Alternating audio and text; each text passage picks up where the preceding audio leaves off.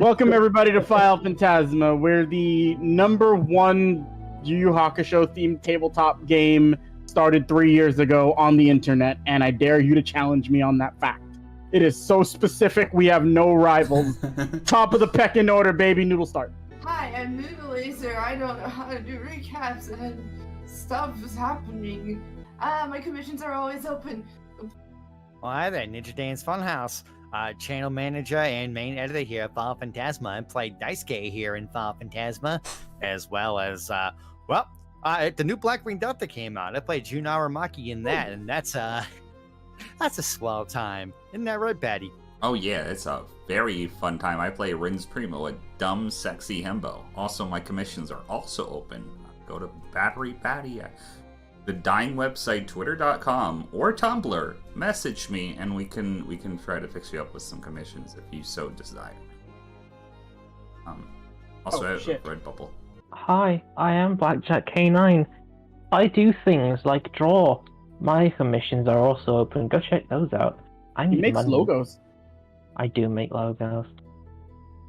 I DM for Digimon Knighthood, which will be coming back as soon as I get every last thing in order. And by that I mean get everyone together. Easier That's said the than real done. challenge. Yeah. Huh? One campaign Wait. at a time. My brain's killing me. It's saying somebody has a red bubble, and somebody needs to introduce themselves. Who is it? Oh, I already promoted myself and my Redbubble. That was already done. Go again, Batty. You need to do it twice. So, yeah, I have a Redbubble that is now currently selling File Phantasma and Bugs Exposed themed merchandise, as well as Fanarchy. But if you are interested in any of those properties, maybe go to the Redbubble, give me money, and get a really cool fucking shirt or sticker or whatever the fuck they sell in their dog bowls. Like, it's kind of crazy. Dog bowl with your sticker on it. Yeah, dog bowl with your sticker on it. Dan, you like the stuff you got from the store, right? Shirt is so comfy, and I fucking love the hat. It's really cool looking. Okay. And there you go, folks. That's a user test. That's like a product review from Dan. And you know what? We didn't even pay him to say that. I don't even pay him at all. True. I pay him in friendship. I'm starving. Eat your friends. No, we're his friends. Delicious ass friends. I'm ready to start when you guys are. Yeah, I'm ready. I'm ready to torture Jack. Well, I guess not me torture Jack, but watch you torture Jack. I think that's funny. Who'd I make do the recap last week? I'm gonna say me, because I don't want to do it this week. I thought it was Noodle last week. I thought it was Noodle too.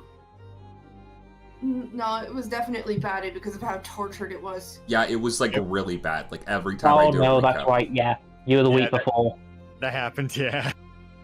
We'll go with a relevant piece of moving forward. Jachariah Smith, why don't you do it? I can only remember my part, so I ended up here. Yeah. Selfish prick. Where is here, Jack? I'm trying to remember. Name Animal Realm. Animal Realm, that's the one. I met a poor dying dog man who I figured out, thanks to some rolls, was one of the missing members of the Sasame Warriors. So I decided to pick him up, make sure he was still alive, because, I don't know, watching someone die in front of your eyes is kind of a sad thing to do, so...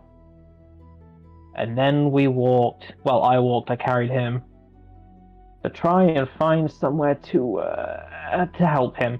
And then came across others, like me, patchwork animal creatures, who looked a little bit more worse aware than I do, but, they helped me out a lot. Met a big lizard man there too, who seemed very nice. He was very helpful and decided to help me on my little journey. Took me to the place where I basically was found in this realm beforehand, and found the little cove that I was in. Had to hide from a giant fucking centipede monster that's just crawling around the place. Already gives me fucking creepy chills down my spine just thinking about it. He loves you. No. And, yeah, then I found out some very hard news, and that is the buff lizard man is in fact the person who I want dead most in this afterlife.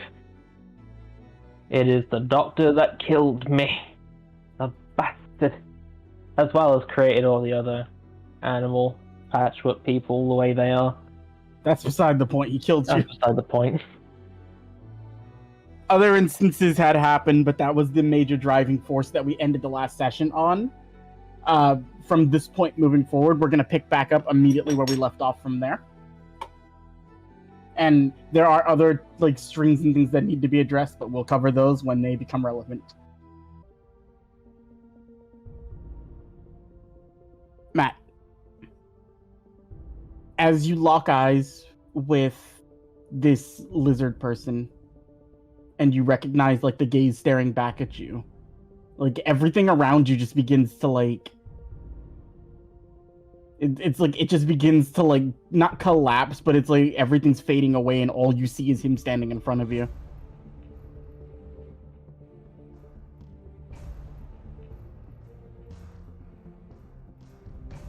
This is the scene you are presented with right now. What would you like to do? Right now, there is a huge mix of emotions going on in his head. Right now, he really wants to just reach for his sword and cleave this thing's head off, but he's holding himself back, mostly because there's as much as he wants to get info out of him, there's still fear in him, because that just didn't go away. He doesn't know what to do right now, just basically vibrating there, just dead staring him. You look pale, Matt.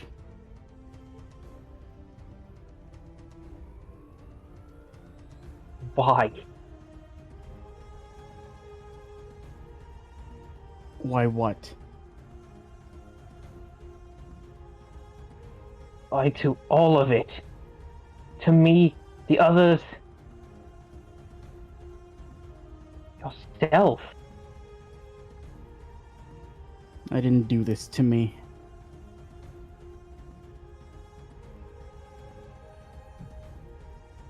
It would take longer than you have to explain the situation. Give me the cliff notes.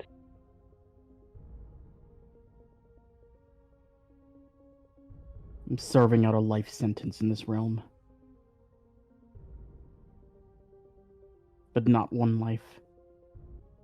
Look, the look on your face tells me you're partially aware, at least. You just see him sort of rubbing the back of his neck. Look, I had told you before, worrying about me isn't worth it. Dealing with me isn't worth it. Let me take you where you need to go, and then you don't even have to remember I'm here.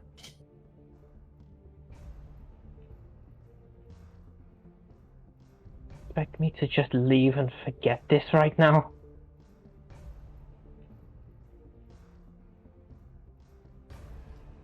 He looks at you and he's looking around.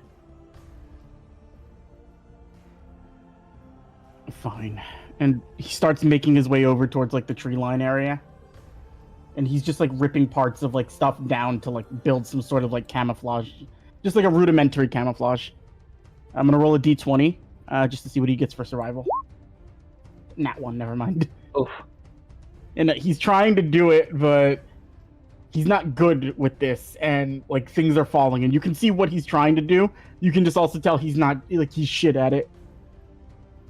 What do you want to do in this situation? Do you want to help him with this or no? Yeah, I'll help him. All right, make a survival check.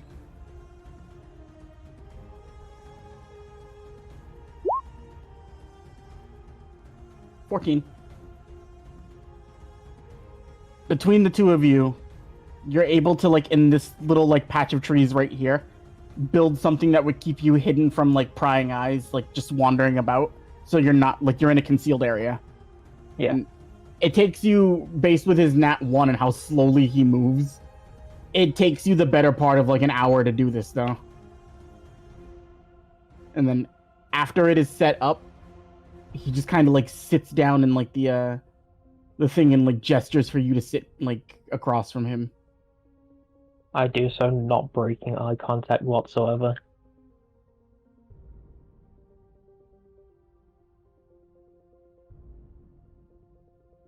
You're really not willing to let this go and just move on?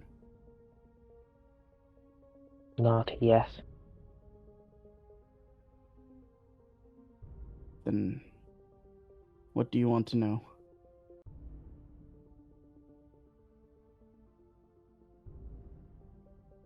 Out of every question I have for you,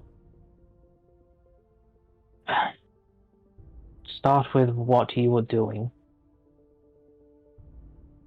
with us.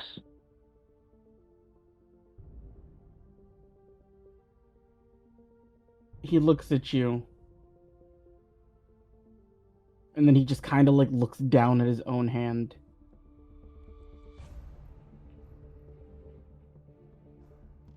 I wanted to play God.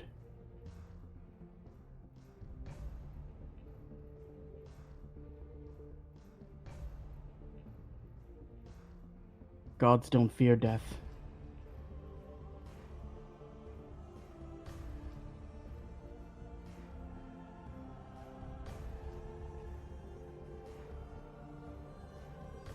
You all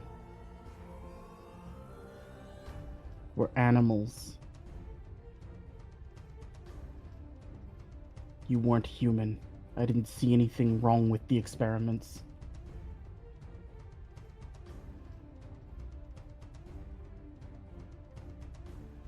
Who would care if some strays disappeared off the street? As he's going through it, Jack, like, you're not making... He's lowered his gaze away from you as he's telling you this, and he's going through, and as he breaks it down for you, it's... I need you to make a wisdom saving throw as he's talking out more and more. Just a stray dog here or there. Oh, no. A cat. No owners, no collars, no tags.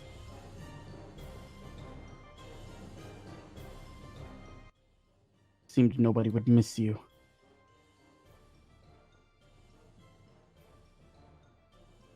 Do you mean no one would miss me? I was brought to you by my family. The boy didn't look so good.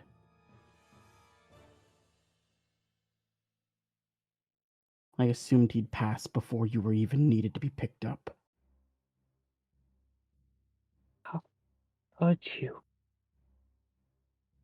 Even if that were true, I still had people who cared for me. And I took you away from them.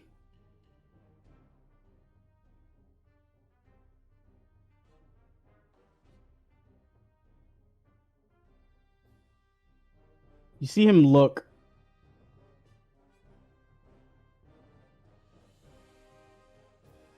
You see him, like, just stare directly at you. His gaze is the same, but you don't feel like... You feel an anger behind his eyes, but it's not like hostility directed towards you.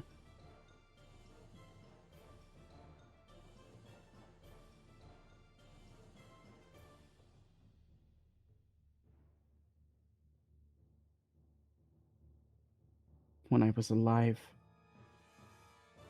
it was a game to see how long you survived. They were experiments and projects to hopefully find a way for myself to cheat death.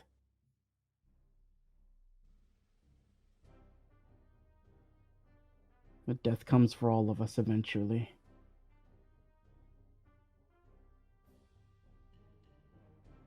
And now, the being you see before you has to pay for the actions he's done in life.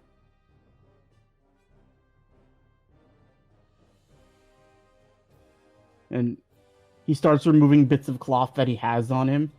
And you see, like, as mangled as the other patchworks looked, this dude is, like, riddled with scars and sutures and, like what looks like clumps of dry blood all over him. Oof. Roll a history check or a perception check, your choice.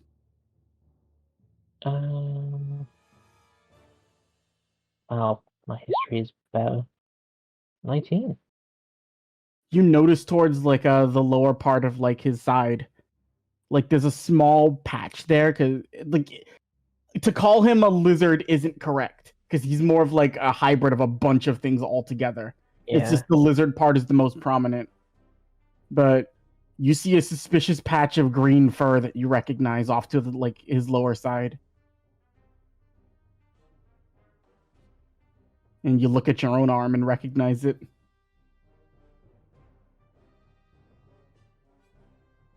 I just take a deep breath. The parts I took from you all are what my body is to be made out of.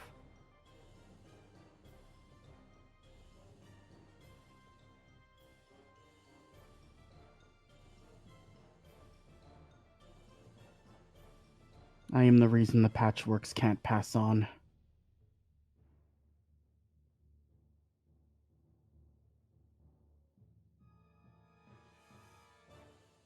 Clearly that can't be fully true, though. Or else I wouldn't be here the way I am now. You found a workaround. So could they. Not the way you did. Then how? How did I do it?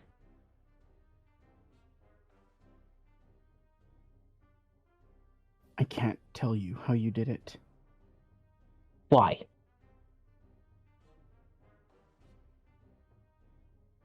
I've already hurt you. I don't know if it'll hurt you to know how you did it. I'm not as weak as you think I am anymore.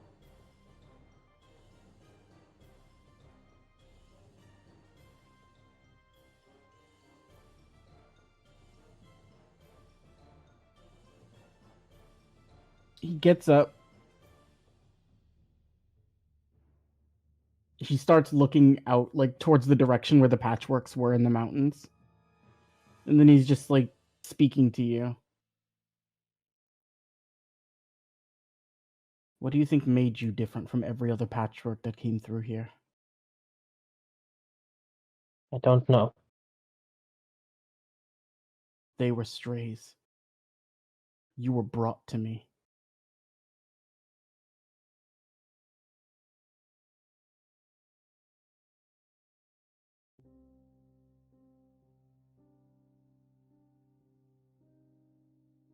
You experienced love. You felt it.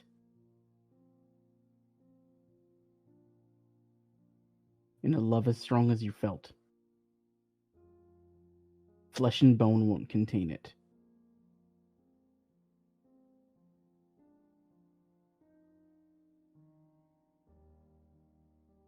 I don't know what he did.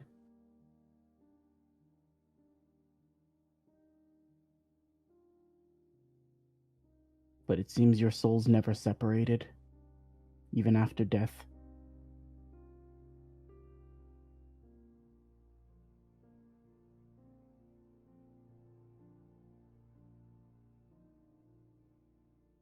And he starts, like, just kind of getting his things to start moving and walking again, and looks towards you, like, just over his shoulder.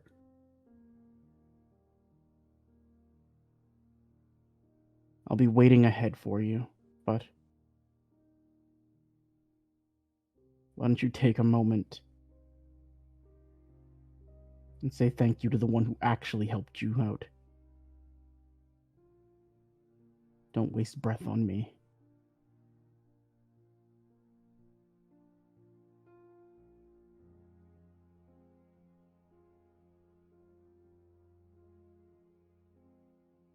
Matt, you feel something. It's very faint, but it's warm, and it's right where your heart should be. And it's like it's comfortable warm. It's like the anger and fear you felt towards him is still there, but you feel as though somebody's just like just has their hand on your shoulder and is telling you just it'll be all right.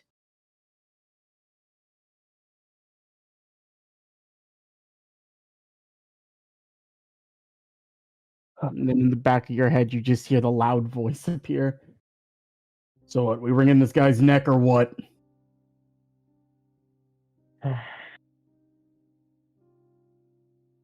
As much as I want to, I'll have plans for him. Yeah, we had planned to put him 6 feet under. This is the guy who That's killed you, right? B. Yes. Yes, it is. You take things so slow. Ah, I prefer to use my tools before breaking them. the methodical approach. Do what you will, Matt. We're here to assist.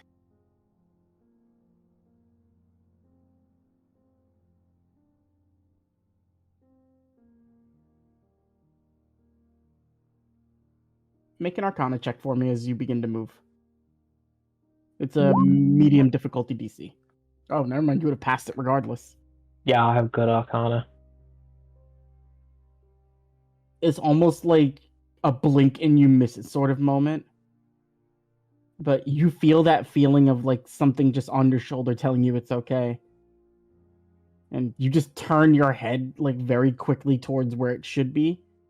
You don't see anything, but for the faintest of faintest moments, you saw very dirty blonde hair and a very big smile.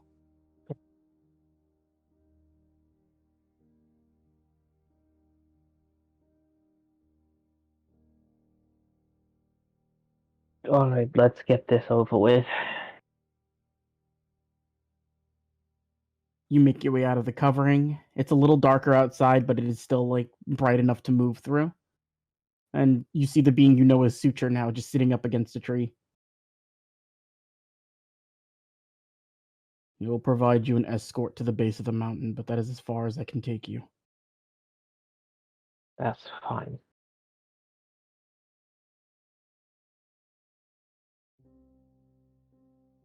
I don't expect your forgiveness, nor do I deserve it. No, you don't. But I'll just grab him by the shoulder. It hurts more when I do forgive you. So that's exactly what I'm doing here now.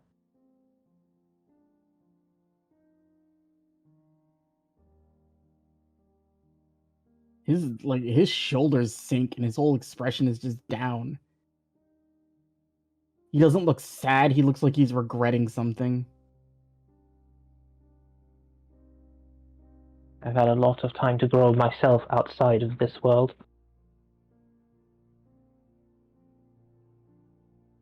Holding on to something like that, even if it was a good driving force originally, it's not good for anyone.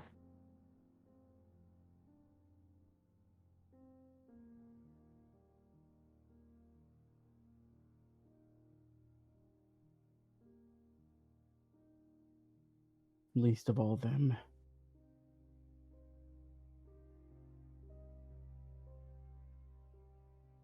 once I've finished my business here, and I've done what I've had to do back in the human world, I will return here. They can't leave I know that. until I die. Again. And that gives you time to think. What would you rather do? Sacrifice your afterlife, or help them live through theirs? I've tried. Try harder. You don't understand. My punishment for what I've done in my life is not to be bound to a realm. And you see him starting to shake. My punishment is to be forced to be face to face with those I did these things to. They can't pass on until I die, and I can't die until my time has been served. This is a cruel loop played by the gods. They're no more than pawns down here. Every single one of them has earned their chance at life, but they can't leave until the gods end my suffering. And I can't have my suffering end until I've served my time. So if you truly want to help them,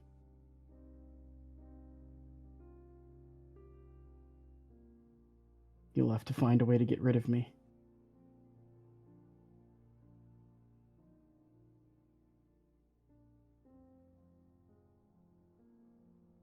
It didn't bother me at first. This would all be conversation happening while you're walking too, Jack. Yeah.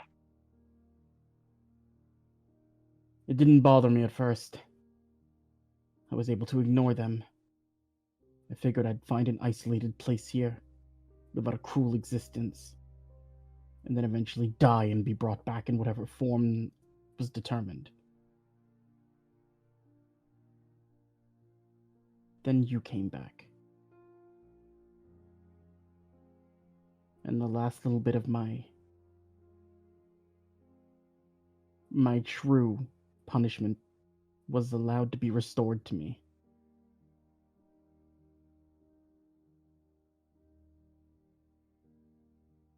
In some ways, it's worse now that I know it. I could feign ignorance before once I'd forgotten, but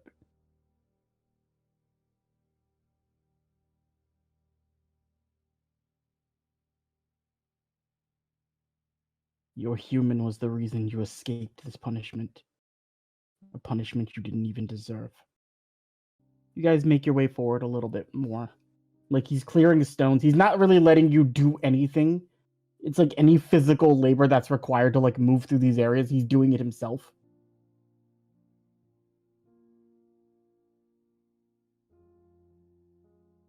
And as you watch him, Matt, what thoughts are going through your head as you're making your way towards this mountain?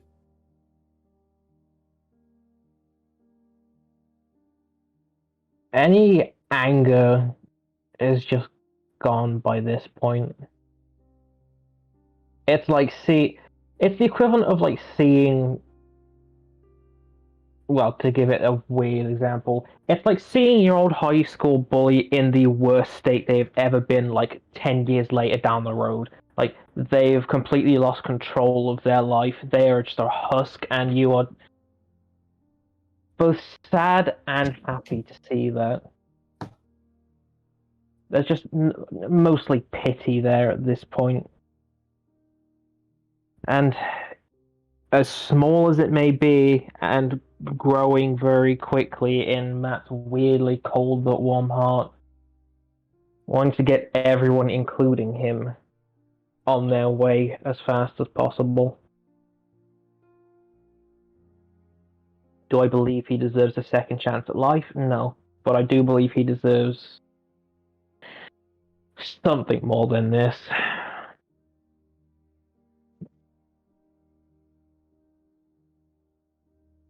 As those thoughts are passing through your head, You hear a voice. You've really grown up, huh? Oh, not another one. Who's this one? Matt, you don't remember me?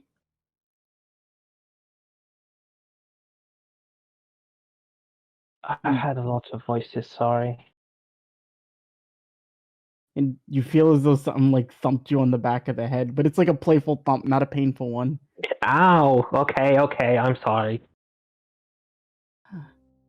I even helped you pull that spear out of the water.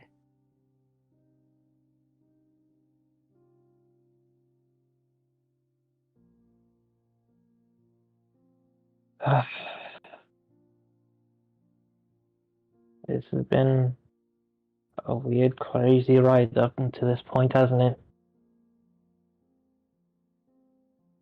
Well, we'll be together till the end, regardless of what it is.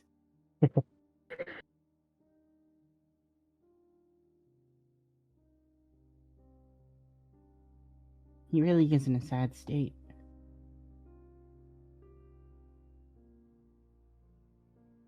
As The much manner- as I understand where he's coming from with not wanting to die, he went about it the wrong way, I think.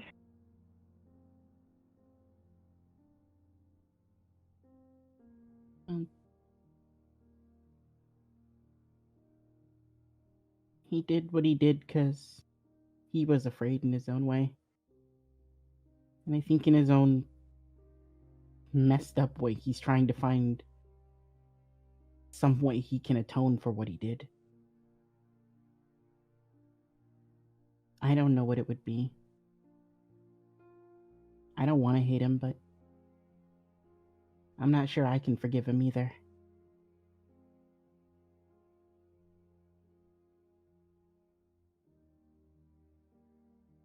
But I'm here to support you. So whatever decision you make, I'll stand by you 100%.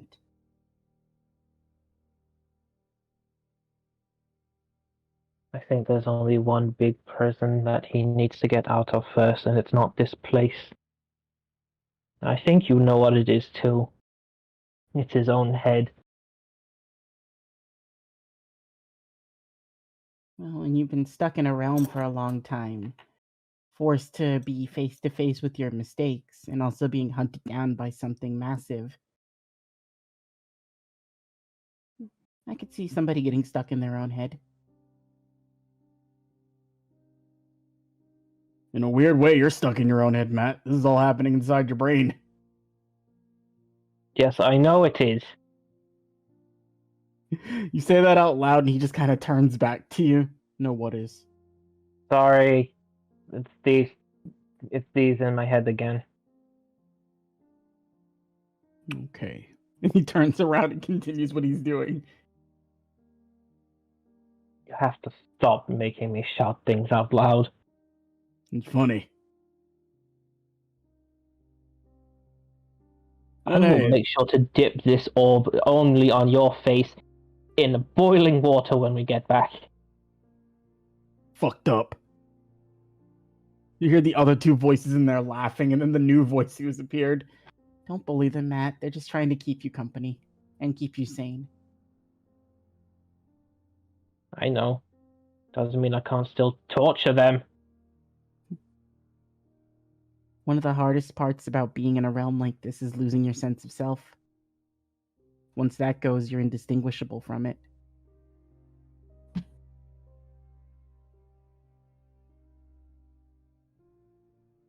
Boy. You had almost lost it too, Matt.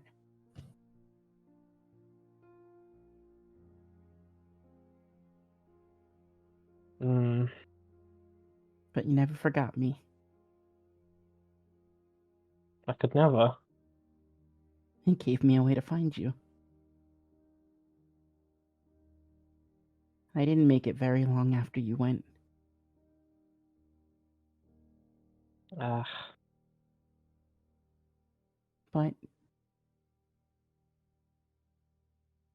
it was weirdly comforting. I knew if I tried my hardest and I looked, I could find you again.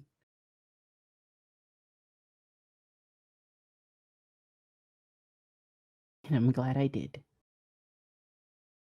You hear words you haven't heard for a very long time, Matt. You're a good boy. Tail wagging. Now let's go get you to help your friends out. Okay. I don't know what comes after this realm. I've only ever seen this one in the human realm. I don't know what the Deva's realm is like. No experience for us all. Hold on. What about you three? Do you know? Nah. They wouldn't let us in there. We only ever get to go to the Ashura realm. It makes sense why no one would let you in anyway. Hey! I'll kill you! You know I'm right. Still hurts.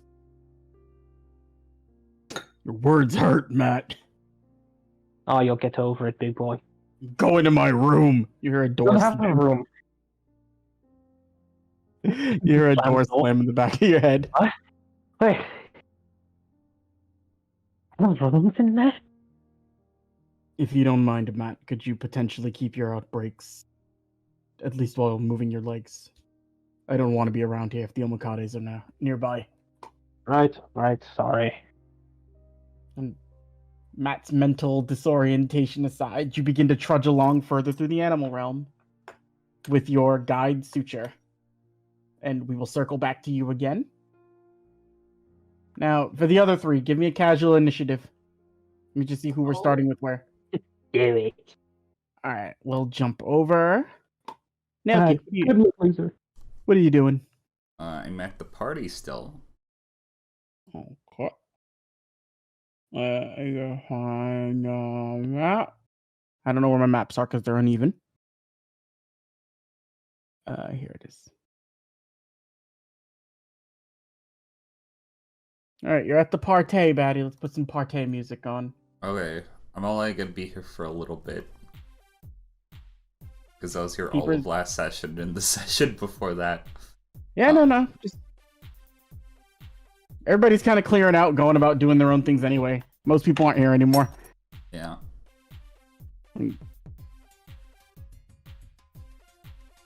So you're back in Yamada's home.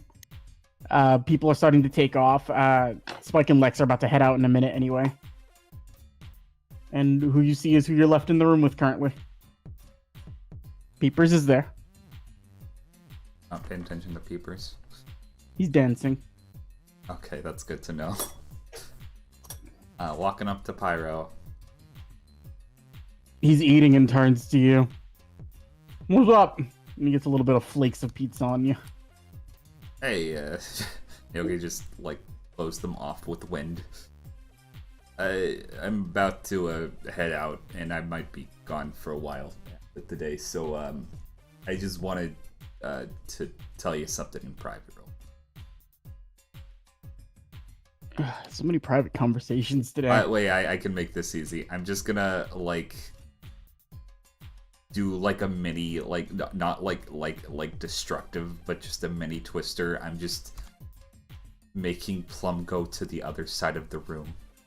She's carried off gently by the breeze. I don't know where she'll go, but I'll roll d8s for it. Just because I think this needs to be said. We're gonna say both of you. And that's all I wanted to say.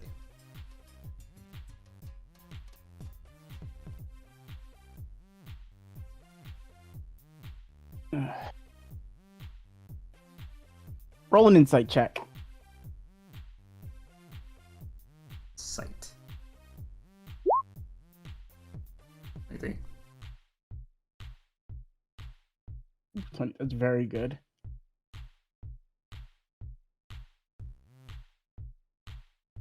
Yeah, I don't even think with a nat 20 he could beat it.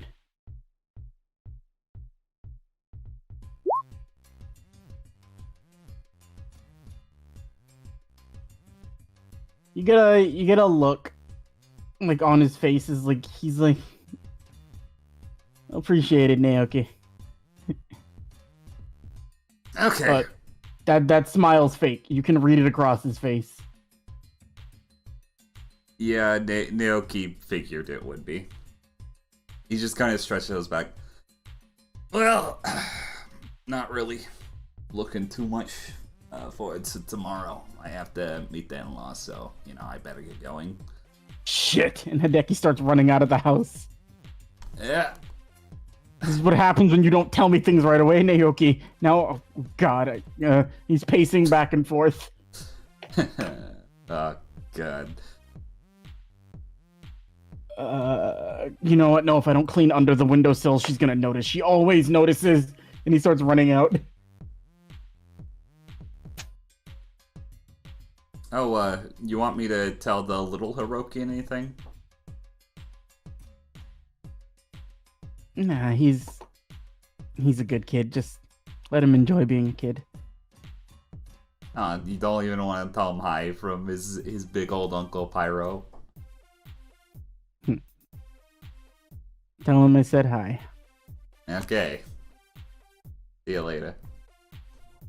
He gives you a wave and then just kind of goes back to looking down. With that 23 as well, too, since you did pick up on, the fake smile. As you're leaving out, you notice something. I want you to give me a really good perception check, though. Okay. Please make it as good as you can, Batty, so I can see if you see everything. I'll use the power of luck.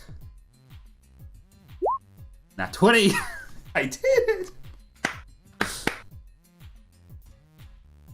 Can we all just get a woo from all the players for Batty nat 20 when I needed him to?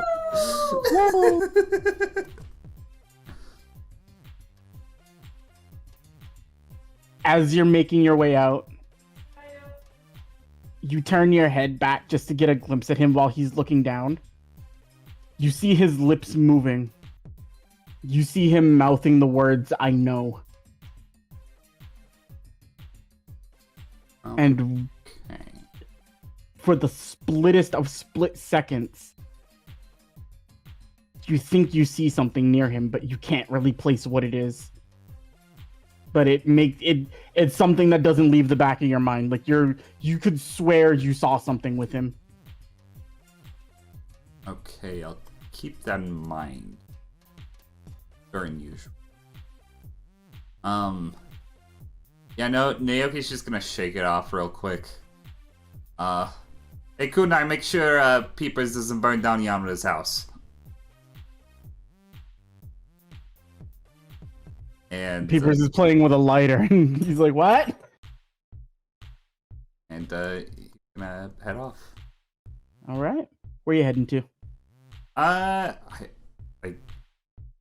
It's late, right? It's pretty late. It's relatively late. With all the things that have been happening over the last day or so, I'd say you're in the evening, probably about 7 o'clock. Yamada and his wife went somewhere, right? They're still in their home. They just left you guys with the living room. I see. Okay, I guess there's nothing really left to do but wait for tomorrow and then what comes after that. Do I know where Naomi is? Is she also at the house? You don't know specifically where she is, but you have a pretty good idea of where she probably is. Okay. You can run back to Hideki's and check out if she's there or not. Okay, I'll run in the sky. Not really, I'll just fly there normally. You fly there with your little footies. Do I have a map I can use? I don't think so, but... It doesn't take you very long. You, at top speed with nobody there with you, you can make your way back to Hideki's in, just a couple, 15, 20 minutes. You just kind of go and, make a perception check while you're flying over there. Oh god.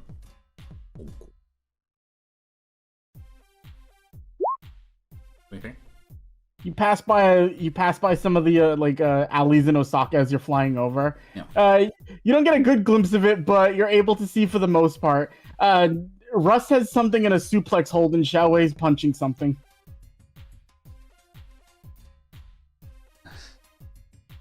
It looks like they have everything under control, so you don't have to stop and deal with it. Not my problem. Going.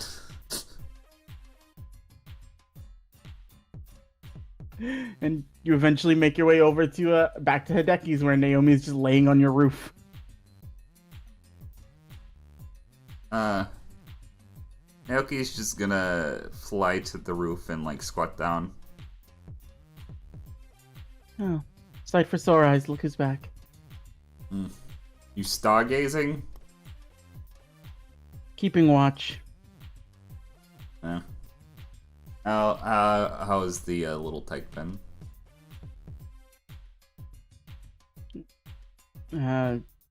She's looking away. She's not looking at you. Naomi? You didn't answer my question. Oh, I apologize, Naoki. Stargazing is very nice. I like the way the sky looks at night.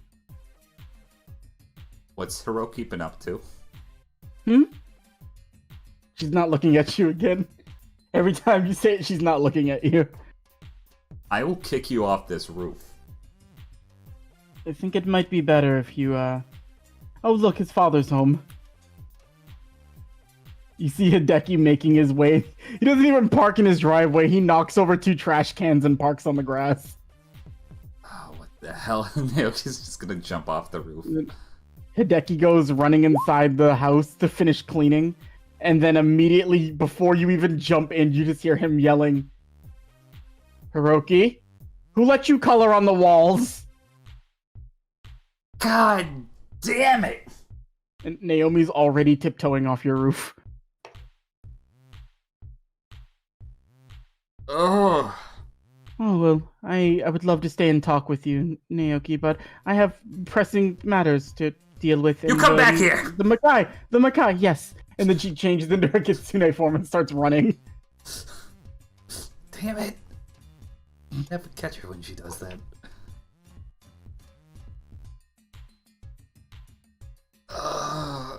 How bad is it? You go in. Do you want to look, or are you gonna feign ignorance, or you just want to know how bad it is? No, we're in this together. You go in. You see all across the wall, like, you see a very large picture of a man with, like, red hair scribbled on it. You see a small boy with red hair, and then you see another man next to him with greenish hair. And you just see, for his age, too, relatively good handwriting in big letters, "Welcome, Grandma."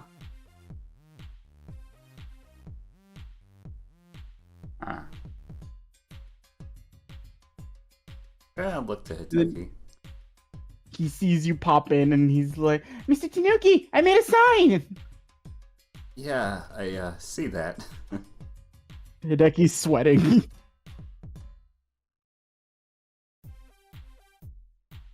She's going to immediately ask why he wasn't being properly supervised and was allowed to do this. Oh, God. I really My hope... mother-in-law's very overprotective with him. I really hope Naomi doesn't show up tomorrow. Hideki's also sweating when you bring up, "Oh, I forgot about her." Hey, is there any 24-hour paint stores around here? Probably. Hiroki, Mr. Tanuki is gonna run out and get paint. And maybe some paper and things to help make you an actual sign. Oh, yeah. Get some, like, wood planks and, markers and... Oh, I better do that quick. Oh, jeez. I thought my sign was perfect. Oh, it is. It's just... Becky puts a hand on his shoulder. "I can't do it, Naoki. Not when he looks at me like that. Take over." Okay, listen. The thing about signs, right, is that you want to have them mobile. Because, you know, when your grandma comes here, you know, we might meet her in the yard, or we might, you know, meet her at the airport, and we want to be able to take it with us.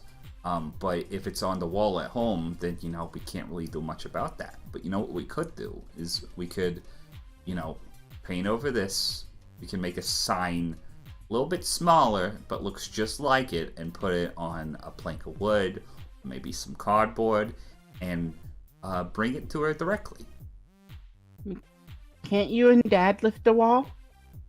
I mean, it's lifting the wall isn't the hard part. It's putting it back in place afterwards.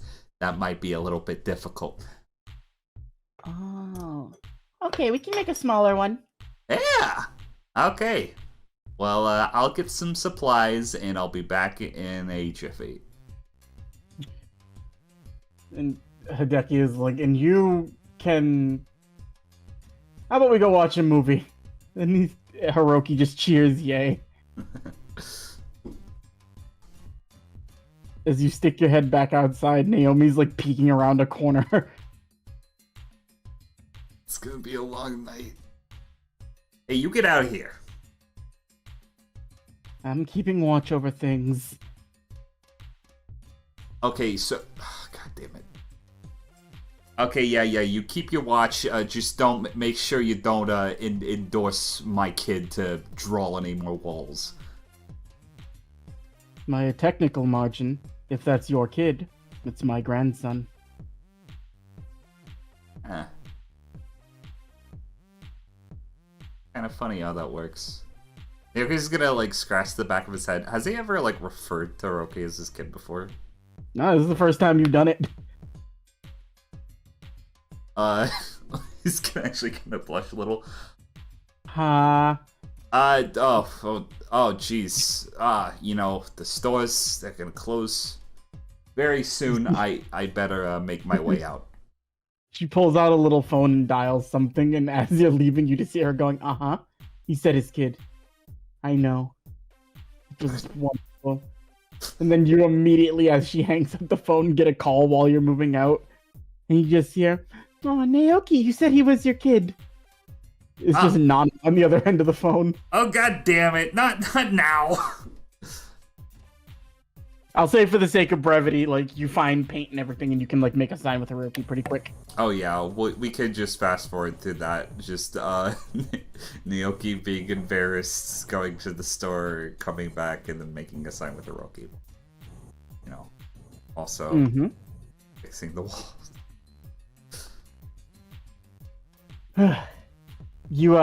So you go, you pick up all the stuff you need, you make a sign with Hiroki, and did you want to do anything while you were doing that, or did you want to fast forward through it, like all of it? We can fast forward through it. It would probably just be a nice moment with Naoki, Hiroki, and Hideki. Yeah, you spend it, you make yourself a really good looking sign, and then Hiroki just kind of starts to fall asleep, like excited for tomorrow. Then after he's put down and gone to sleep, you see Hideki is like not like laying down. And he's just kind of like waiting on the front porch of his house. I'll join him. Yeah, he's just out there. He's looking down the road for something. No, hey.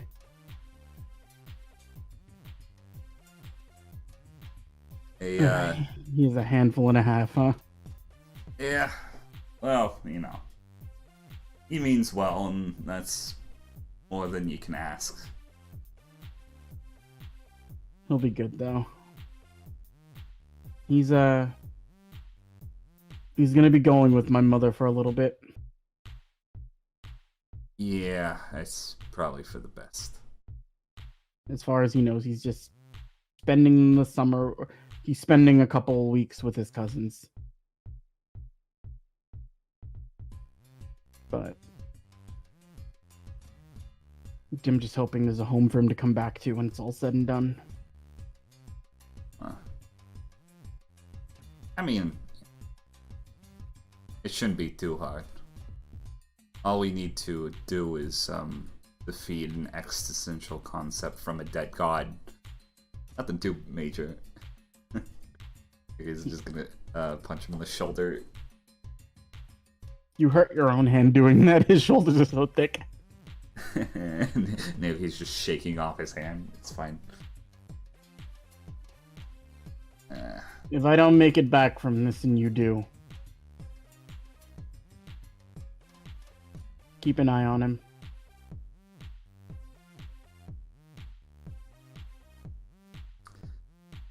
After all, and you see him turn his gaze towards you, he's your son too, isn't he? Oh, you overheard that? He holds up his phone. Your mother texted me. I just misspoke, and it just came out. Yeah, misspoke. Right. He is a good kid. Yeah. I'll be damned if I let anything happen to him. Yeah. See some headlights coming down the street.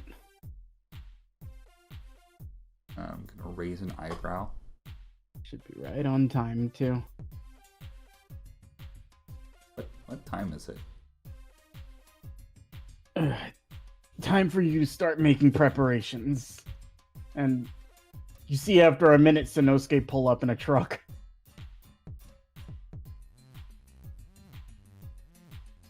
And Hideki gestures for you to follow him.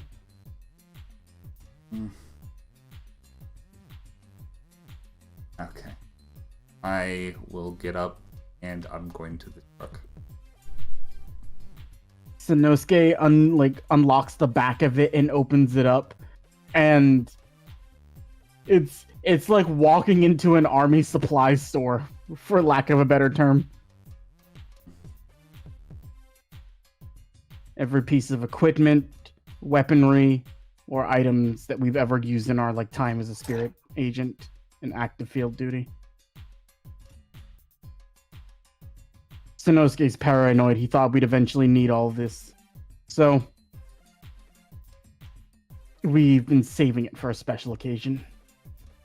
Well, if there was ever occasion to use any of this stuff on, I guess it would be this one. A rocket launcher? He concentrates Reiki or Yoki and fires it in one massive burst.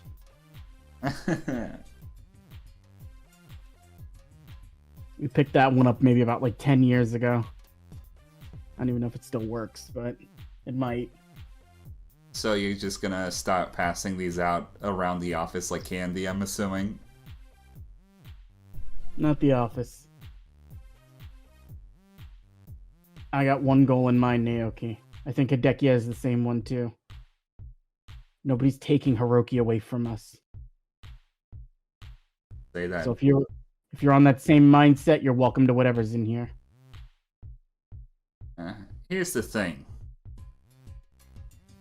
I would consider myself in the same mindset, but honestly, weapons haven't been really my thing for a while. When you can summon tornadoes from your hands, it's kind of a little bit irrelevant.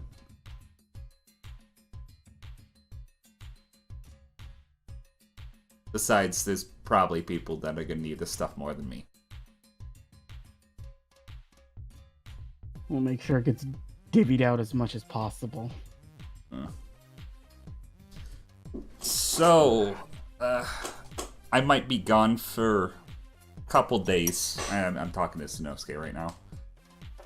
After tomorrow, there's still something I need to do before, this goes down. I'm not in the my peak performance currently.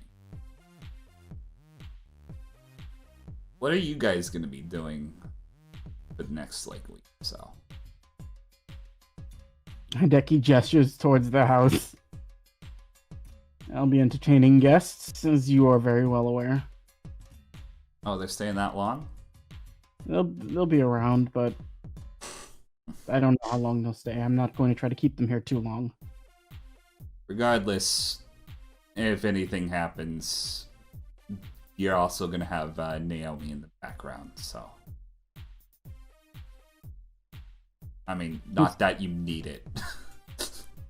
That's good. You know what? Actually, Hideki's gonna pull out his phone and, he's gonna step away while you talk to Sanosuke, because there's something he's gonna do. But... So it's just you and Sanosuke in front of this truck, and he's not really making eye contact with you. Naoki isn't making eye contact either. He's just kind of like looking aside. So, are you still mad at me? Very, yes. Yeah, I figured. What do you think? Oh, like immensely.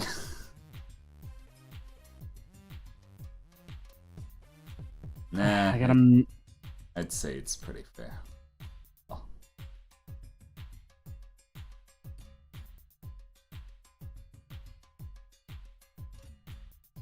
Just like.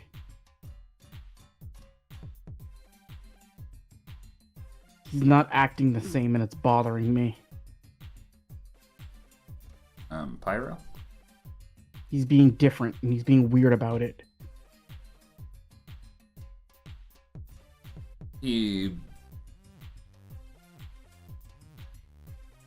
Hiroki,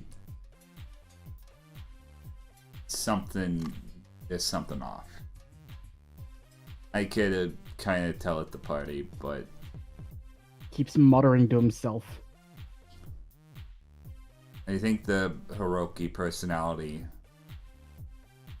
doesn't like the idea of itself surviving. Himself surviving for whatever reason. And I don't know why. You didn't get that nat 20, buddy. Yeah. Remember from that nat 20, it's not just him muttering, it looked like he was responding or speaking. Like, to something. Did Pyro ever exhibit any other personalities that other than Pyro and Hiroki? I've never seen it. I knew about the two of them, but Hiroki mostly doesn't do anything. Sure there's not a third one? I doubt it. But again, we wouldn't know. If there's somebody else in there, only Pyro can probably hear him.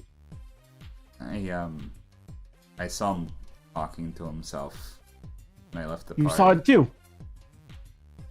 You also saw it. He was doing that, like, when you all were not giving him a straight answer. There were little moments where he was like... Yeah. And he looks really frustrated in his face, like, I don't know what it is. I can't tell you either. I mean, you know, me and Kunai, we care about Pyro a lot, but we don't know him as well as you guys do. Oh, you guys are brothers.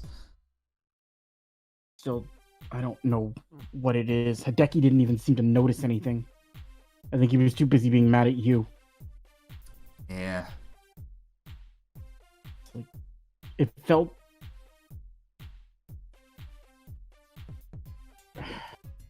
Look, anger towards you aside, I'm gonna be real with you for a minute. Did you feel anything with him? Are you sure that was him? I could have sworn it was him. I mean, it felt like Pyro. It also... I don't know what I saw, but I knew I saw something. I definitely saw something. I can't really describe it, but... At the time, I didn't really think much of it. I thought, you know, maybe a trick of the light or whatever, but...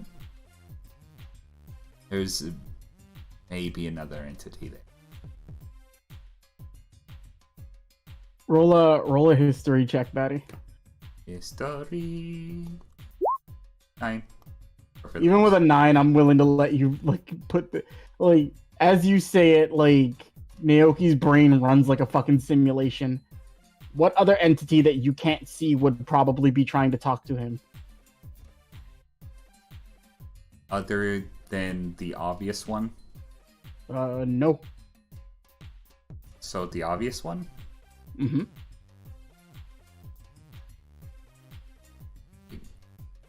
I mean, it can't be August, right? I don't know anything about it. How does it work? So, when an entity knows of it existing, then it can basically infiltrate their minds. Not like take over, but it can appear, it can talk to them, it can appear in their dreams, it tries to tempt you, it tries to convince you. Now, what we learned when I was talking with Hiroki is that he's been knowledgeable and interacting with this individual for years. Even longer than anybody else I know. I don't think he even needed to hear his name through your connection. And that's why Hiroki exists. It's to protect Pyro from that. No, you got it backwards. Got it backwards? Hiroki was here first. If Pyro exists, it's to protect him from that entity. Huh. And if Hiroki's the one who said he's not going. And then you see Sanosuke just sort of like his expression go like faint, and he just kind of like rubs the back of his head like, damn. It's not Hiroki, is it? It's the other one. Pyro didn't show up until they started doing all those things to him. He's the aftermath of whatever their effects were. Meaning, whatever Pyro is probably what's... And he just kind of like stops talking. What's what? It's whatever Pyro is probably what that weird feeling I've been getting is from.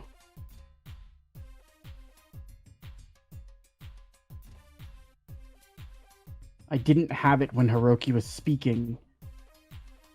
I know their tones and I know how they talk. I know which one is which. Even when he tries his hardest to not let you figure out which one you're talking to. Hideki and I have always been able to tell. I think Yamada can too.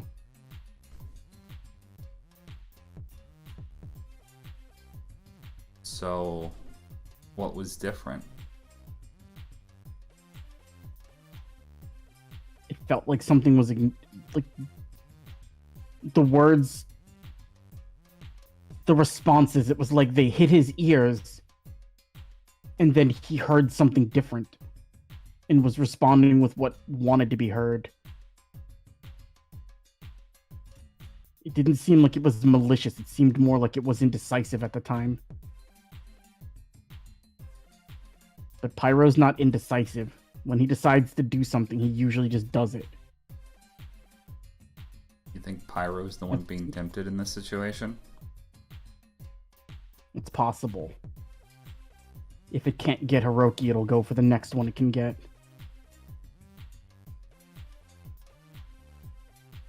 And then it all just begs the question, what could Pyro want that would tempt him? Or what is Pyro afraid of that's tempting him?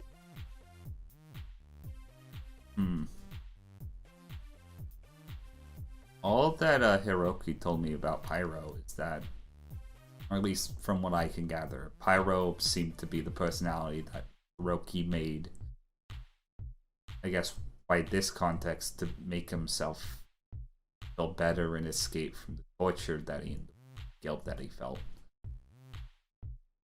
Wait. Pyro doesn't have any of those sins. Hiroki does, and they're not even his to keep.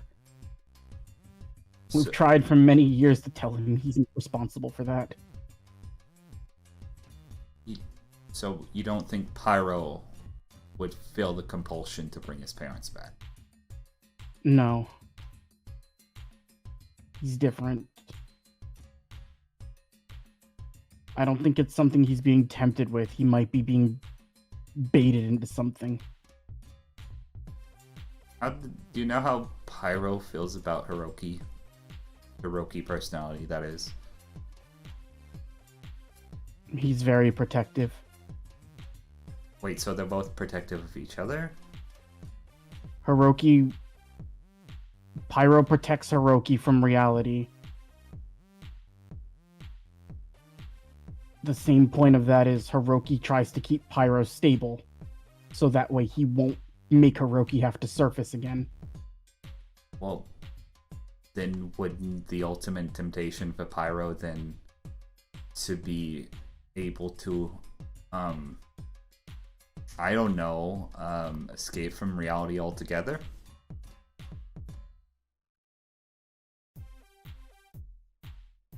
Shit.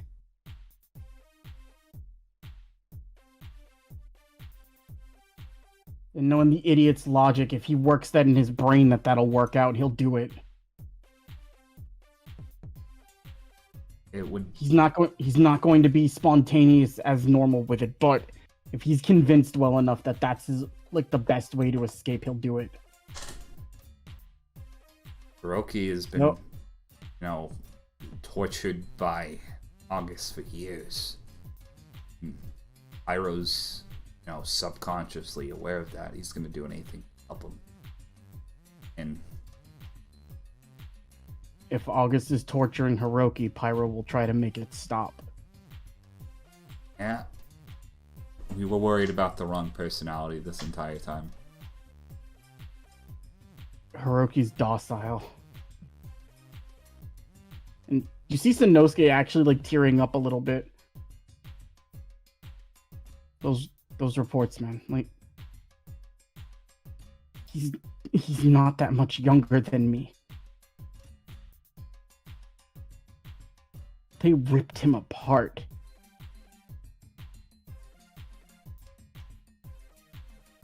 Time and time again. If I had to go through that too, I also wouldn't want to live in reality. Because look what reality did to him. Broke him down. Promise from a mysterious voice you've heard your entire life.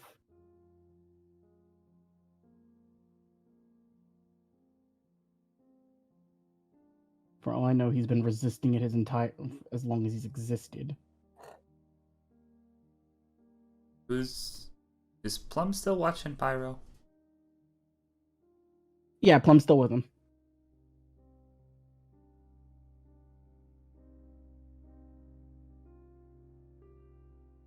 Do you think Pyro's gonna do anything stupid? Yeah, I just don't know what. I'm worried about when. Because if he's already planning on something and we're not prepared, we've already lost. If he knows we're aware that he's being weird, he'll act hastily. For now, act like you don't notice anything, but keep an eye on him. If he makes for the Makai, we're in a problem. We're gonna need somebody to watch him.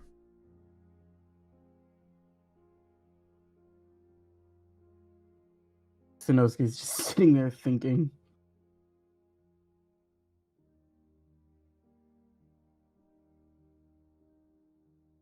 As annoying as it is, we're gonna probably have to trust that Plum person.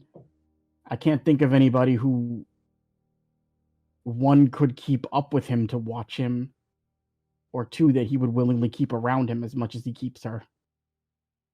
Is she really that powerful? She didn't really seem like one. No, all the time. I don't know what she is, and it's frustrating. Wait, you don't know what she is? Like, what she radiates Reiki, but it's not. She's not human. I don't know. She's definitely human. I don't see what the confusion is then.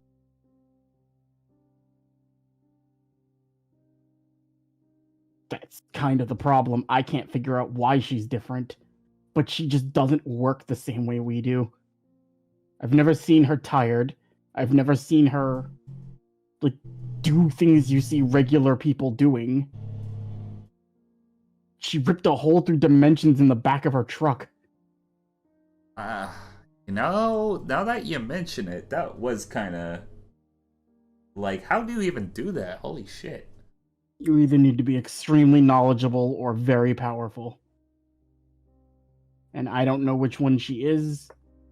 All I can tell right now is that she likes hanging out with Pyro, and he seems to like her company. So she's keeping him relatively at peace. For the moment. For the moment.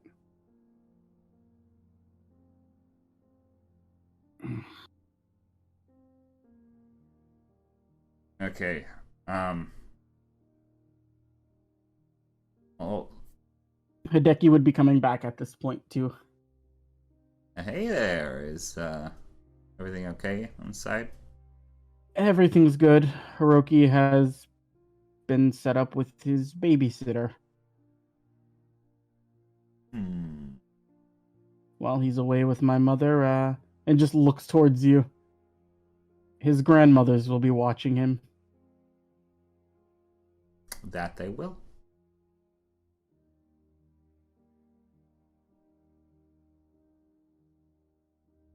Wait. Can Naoki put together what he meant by that? Yes, you may. What, when he said grandmothers, would he know that, like, does he... I want you... Insight? Insight. 13. Okay, roll a D100 and call high or low for me, please. Okay. I didn't call high or low. Yeah. High. Okay. It's on the high end. Alright, cool. Naoki's beat red. As you realize what Hideki's saying to you. Oh, yeah, but, also now... Wait. Oh. Like, once it dawns on, it's like... You're just, like, bright red in the face. Yeah, well, he'll be safe. Thanks for bringing the stuff, Sano. I'll get this divvied out and passed around to people who are coming with us when the time is right. And then he just kind of like leans. You just take the guest room for tonight. You don't have to go home. And it's like, and Sanosuke just kind of like wanders in. Like as he's going into the house, he turns to you, and then he just puts a finger up to his lips, like shh, don't speak about what we talked about. Ignatius is gonna give a little.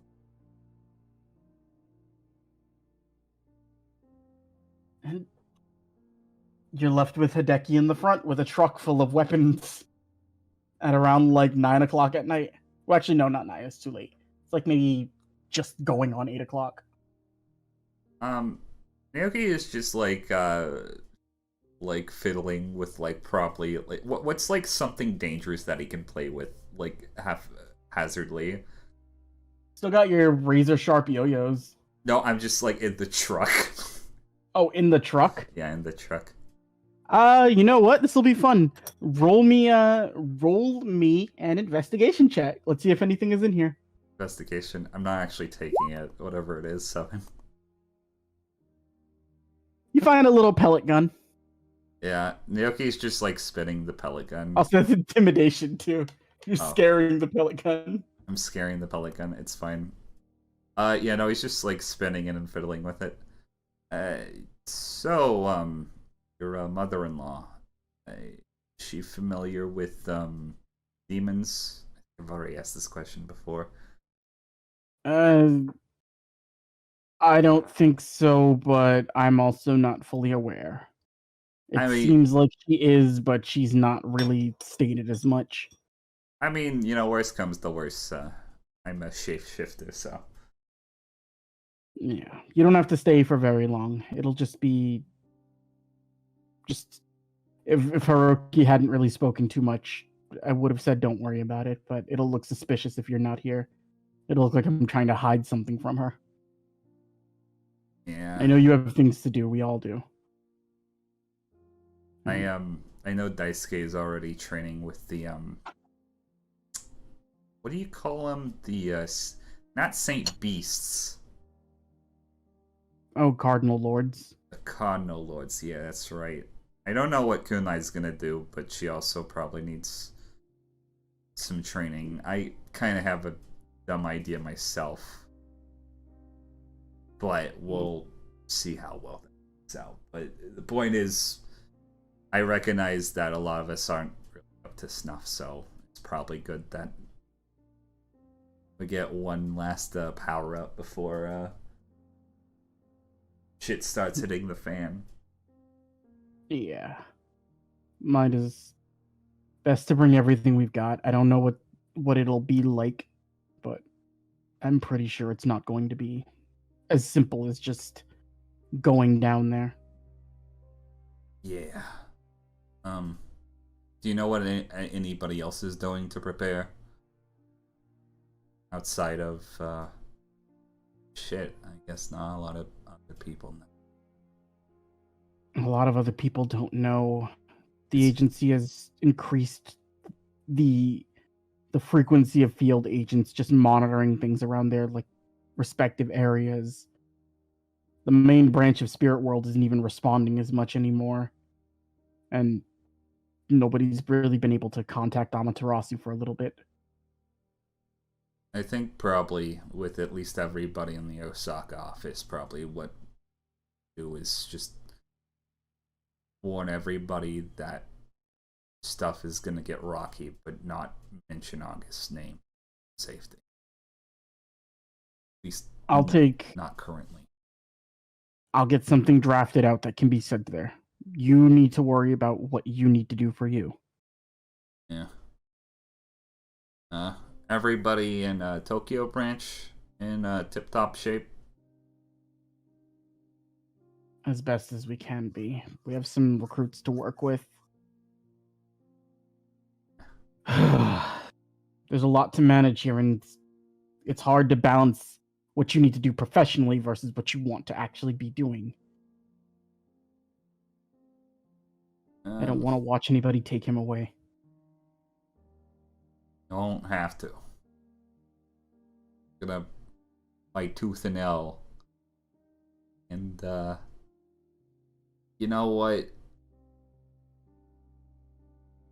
Everybody's saying what we're going up against is kind of possible to deal with. And you know what? That's fair, considering, from what I'm aware, it's a concept, and I really am trying to wrap my head around how you can punch something like that. But I don't know, like when me, Kunai and Daisuke went up against Shulin, we really shouldn't have made it out of that fight alive. I mean, there's other fights that, did that kind of dire or on edge. Hell, we almost got killed by a Bakeneko on our first excursion, but I don't know, like, when we work together, we can do some pretty crazy shit. All I'm gonna say. I had almost completely forgotten I saved you all from cats. Not my proudest moment. But, look how far we come since then. Yeah. Who knows?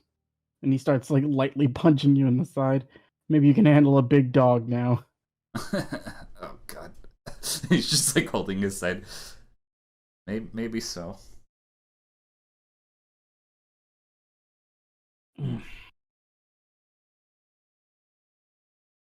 We shouldn't stay up too late. I think we're gonna have one of the longest days. I'm sure it'll be fine. They're Hiroki's grandparents, after all. They're my wife's parents.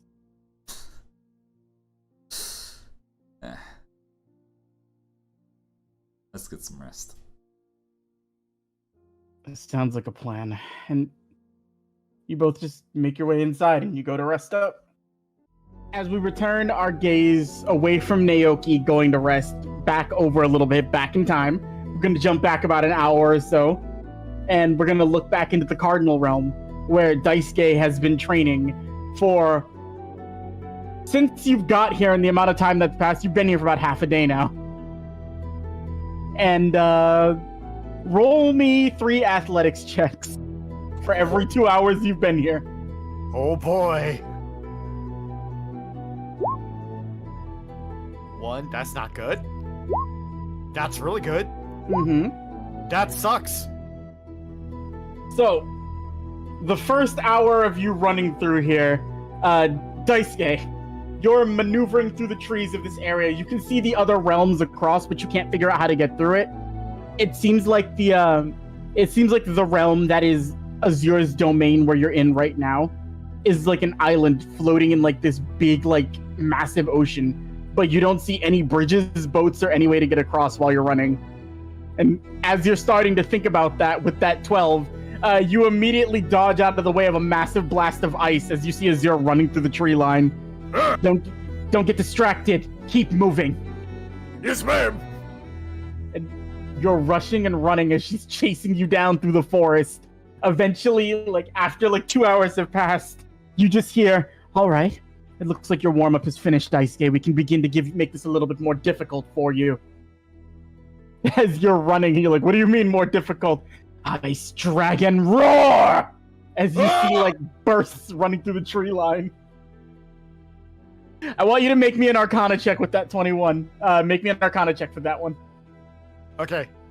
It is important to ask which Arcana You'll be in spirit control for this. Thank you. Assume for all of your training here, you're in spirit control. All right. The 11 comes flying towards you. Like, it comes flying towards you like the burst of ice, and you do manage to sidestep it. But with that 11, it's not enough for you to dodge. Your arm feels cold, and you feel like it fucking stung, but there's no ice on you. Feels like I'm chilling. Wait, what the? Huh. Congrats. You're learning to passively keep yourself defended with your aura. Learning to do it in extreme situations will make it easier for you to do in a calm situation. The point of Cardinal training, Daisuke, is to teach you to operate with peace even in the most extreme circumstances that can be provided. Right. Calm your mind and calm your heart. If you do that, you shouldn't have issues with controlling yourself. React when it's necessary, not when you think it is. Let your body decide for you. And I'm going to let you re-roll that 11 for the last one. Ooh, the athletics of the Arcana. The athletics. All right. She's assisting you with this. Nat 20. Okay. Let me roll a D100. Wow, that is almost max roll on this. So, as you're here, Dan, I want you to roll me some. We're gonna flavor this in a bit. I want you to roll me a couple like swings with your weapon at Azure. Like go on the offensive. Okay. Lightsaber noise activates. Nat 20. All right. So, the nat 20. Roll me the damage on that. 24 plus 10. 34 points of damage. Okay. So, you go in as the second Ice Dragon Roar comes flying towards you. You immediately swing your weapon up to deflect it. And just like with your arm, your energy's almost like passively absorbing it a little bit. You're not like, it doesn't feel cold. It actually feels kind of nice. And with that nat 20, you immediately cut through her attack, rush in, and as you swing your weapon to strike at her, you leave a bit of cold damage onto her. So I want you to roll... I would like you to roll the Ice Dragon attack. Okay. Looking for that Ice Dragon fire. Back. 18. All right. So, with that cut in the ice that you leave onto it, like she looks down at the wound. You work faster than I thought you would. It's been half a day and you're already passively absorbing this. Whoa. I've had a lot of good teachers. I underestimated your control over your own self. forgive me for that. I've never met a human who is capable of doing something like this, but... She goes and she lowers your weapon with her hand. And then stands right next to you. And you see her taking in like almost like a striking stance, and then she looks at you to mimic her. Arm up. Pull your other arm back. 1 foot forward, 1 foot behind you to stabilize. Remember how cold it felt. Remember what my power feels like, and how you were able to not only subdue it and counter it, but to manipulate it slightly. Not through your weapon, through yourself. Aim and fire. And she's pointing to the rock in front of you here.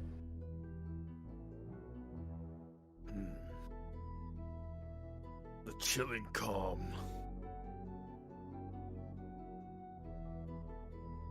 And... Am I re-rolling the ice dragon? Yeah. It's just more of a, as you focus, you feel your... It's almost like your Reiki's getting cold. You've never been able to... You've manipulated the volume of your Reiki, but you've never manipulated like what it's like. You've used items to use powers like that, but you've never actually done it yourself. And this is the first time you're learning about like actually switching the property of what your energy is a little bit. Yeah, the only time I've done that before was with a plum special. You chilled it, you've let it down, you let it be cold, and then with one strike you release. Give us an ice dragon fire. Huh? 10. Oh, I meant for you to RP and scream it, my dude. Oh, Give us that ice dragon fire. ice dragon fire! And it's not as big or as powerful as Azura's, and it's comparable to Seiryu's, but it's still a little bit off. But without your judgment of the seasons, you do actually manipulate ice a little bit and are able to perform this technique. Whoa.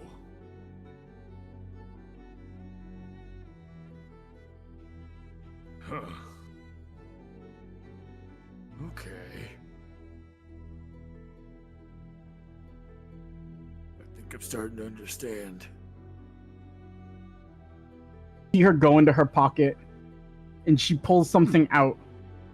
It's got like a little trigger on the back of it, and she aims it directly at you. I want you to make a dex save. No.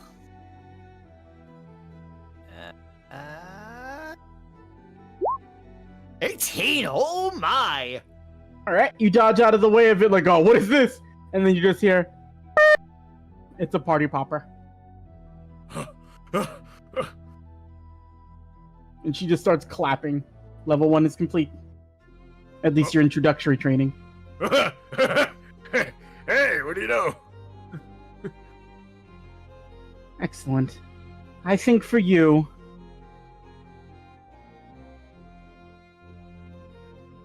Where would you like to go, Daisuke? Would you want to venture... Do you want to venture to the north or the south? Well, I think if I'm still learning about how to use the cold, maybe north is good. North it is, then. And she points you in the direction where the next, like, realm would be. And you remember, there's, like, vast amounts of water separating this. And she just kind of, like, sits down on a rock as she points the direction.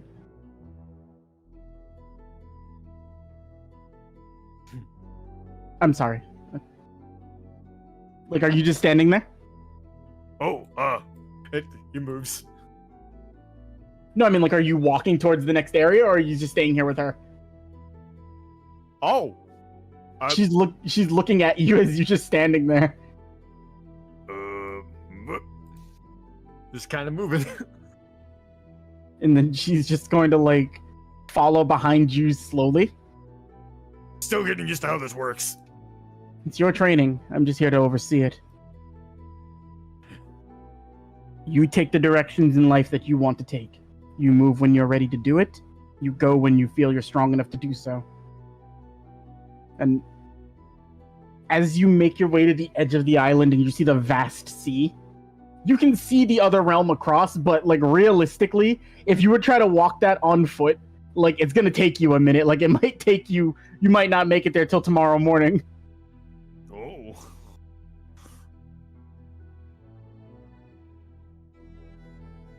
Well, How do you plan to do it? Let's see. Taking one step forward on top of the water. He remembers how to do this. You're taking a slow approach, I see. wait, there's a fast one? This will be the last time I help you with this. You have to learn to think outside your own mental box. And you see her getting into her striking stance again, looking at the water. Ice Dragon Roar! And she sends it flying directly across towards where the other realm would be. And there is a freshly made bridge of ice immediately there. And she just starts sliding across it. He just knocks himself aside the head, like, Duh. Okay. but instead of stepping foot on her bridge, he walks down a few paces and looks over the river again. Alright then. Ice Dragon Fire! Bridge. It doesn't get all the way where hers went, but you make it maybe a good like 20, 30 feet. And then you just look like, huh. It's going to be a long trip for you, but if you want to truly master that technique, by the time you reach the Northern Realm, you should have used it enough that it should be second nature to you.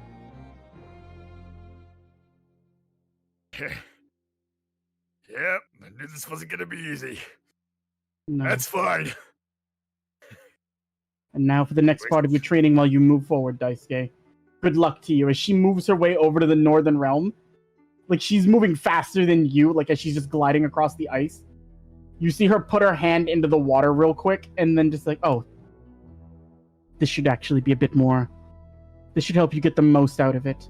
And she goes into her pocket and pulls out a whole bunch of like what looks like grain. But you can sense a lot of spiritual energy coming off of them. And she just throws it into the water. Don't touch the water. You thought Makai sharks were terrifying. There's guy sharks. Oh, you haven't met those. Then spiritual sharks are going to be a little worse for you. Oh. Well, They can't see and they can't smell. They sense spirit energy. I so- feel like you were gonna say that. If you touch the water, they'll find you. So, get very good with that ice technique and meet me in the Northern Realm, where we'll begin your second bout of training. And now she's gonna go, and you're just like, it's Daisuke on a little icy platform in the middle of what appears to be like a vast ocean. This is training. Make your way. Stretches, and back in position, and Ice Dragon Fire! Repeating the process, and we're gonna jump over to Kunai, but Daisuke is making his way through the ocean. He is carving it, like, you're slowly making an ice bridge all the way to this other side. With each strike, you get tired with the amount of Reiki you're spending to do this, but the technique itself gets easier to do every time you do it. You're starting to understand what it's like to manipulate your Reiki at that level. I gotta make it through this, because if I make it all the way to the south, Fenn's gonna have a heck of a time learning that they're spirit sharks. You carve your way towards the Northern Realm. And we're going to circle over to Kunai. It's you, May, Plum, Pyro, and Peepers just kind of like sitting in the room, and even Plum and Pyro are getting ready to like head out in a minute. But you're waiting on Siren to show up, who's on his way. Ah, boy, this has been a rough couple of days. Host mind. Don't you get started. I know what you're already thinking. Well, I know what you're already thinking. I know what you know. I know what you're thinking. Yeah, but you're thinking that you want to talk, so I asked you what was wrong. I'm just so indecisive. I'm having the worst possible time figuring out what to do with myself. What's wrong with you? We're going to need to get a lot stronger to take on a certain prior host mind of yours, and I don't know how to do it. Peepers looks at you confused. You can be stronger than you already are? Yeah, everybody can if they really put their mind to it, I guess. I didn't think you could do it. There's a lot in there. Oh. Now I feel kind of bad. From what I felt, you're you're close. Close isn't gonna cut it. I need assurance. Just gotta wake it up. How do you propose I do that, Peepers?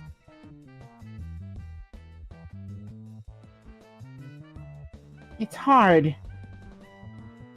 I know how to do it, but I can't help you do it.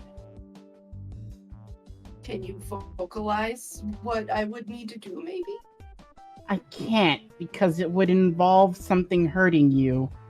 And if I do that, then I could endanger host mind. So I can't tell you how to do it. Oh, boy. Even if it helps me improve in the long run? I have to go do some thinking. Peepers That's walks progress. He walks over and climbs into the potted plant. He's learning. I'm so proud. You see his tiny brain lobes throbbing. Oh, I'm getting a migraine. May's just looking over at you. That thing is nightmarish, Kunai. Is this what it feels like to have children? Probably. Oh, good. Somebody knocks at the door and it's like getting close to 8 o'clock. Yamada's in his like sleepy pants and his little hat.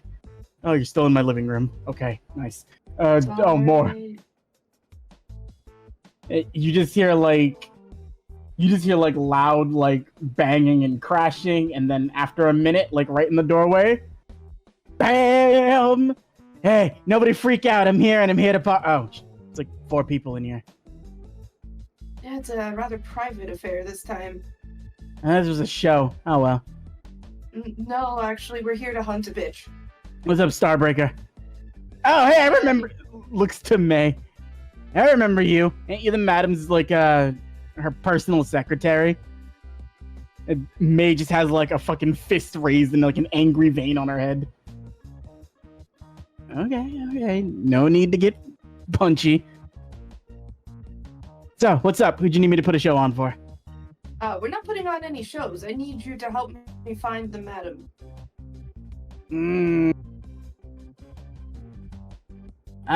Shit. I don't know where she is.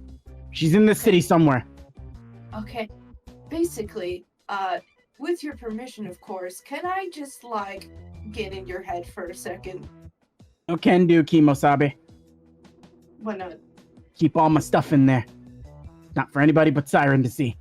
Okay, well, I basically just need to get in, like, your mind's eye of what the madam looks like. Once I have that, this little adorable thing is gonna help out find the rest. I never saw her. Huh. The big bald dude signed my contract. Fuck. She doesn't really come out or show her face too much. Ugh. She's probably at one of her clubs in the city. She has multiple all around here. You wanna go club crashing? I mean, if you're looking for her, that's probably the best way you can do it. Alright. Just Like, be careful though, those things can get pretty dangerous. how do you mean? It's an extremely powerful demon who's using clubs as a front. And if she's hiding out from stuff, she's obviously got security. Oh, Your first bit of info is going to need to be tracking down which one she's at. Because if you start going guns a-blazing, burning them all down, you're just going to make it easier for her to flee. that's true. So, Shit, Well, you I'm actually need- gonna have to do my job. I don't think musicians have to do this. No, I mean my actual spirit detective job. You're a spirit detective? Yeah, You didn't tell me you were a cop. kind of. I'm leaving, man. I got warrants. And then May just grabs him by the shirt.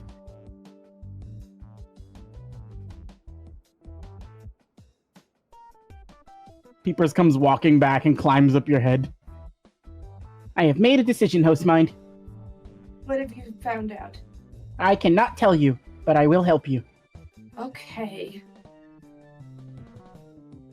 Now, the way that I'm going to help you is going to be a little different. And Peepers is just like, he's just like tapping on your forehead a little bit. Can you turn your Jagan on, please?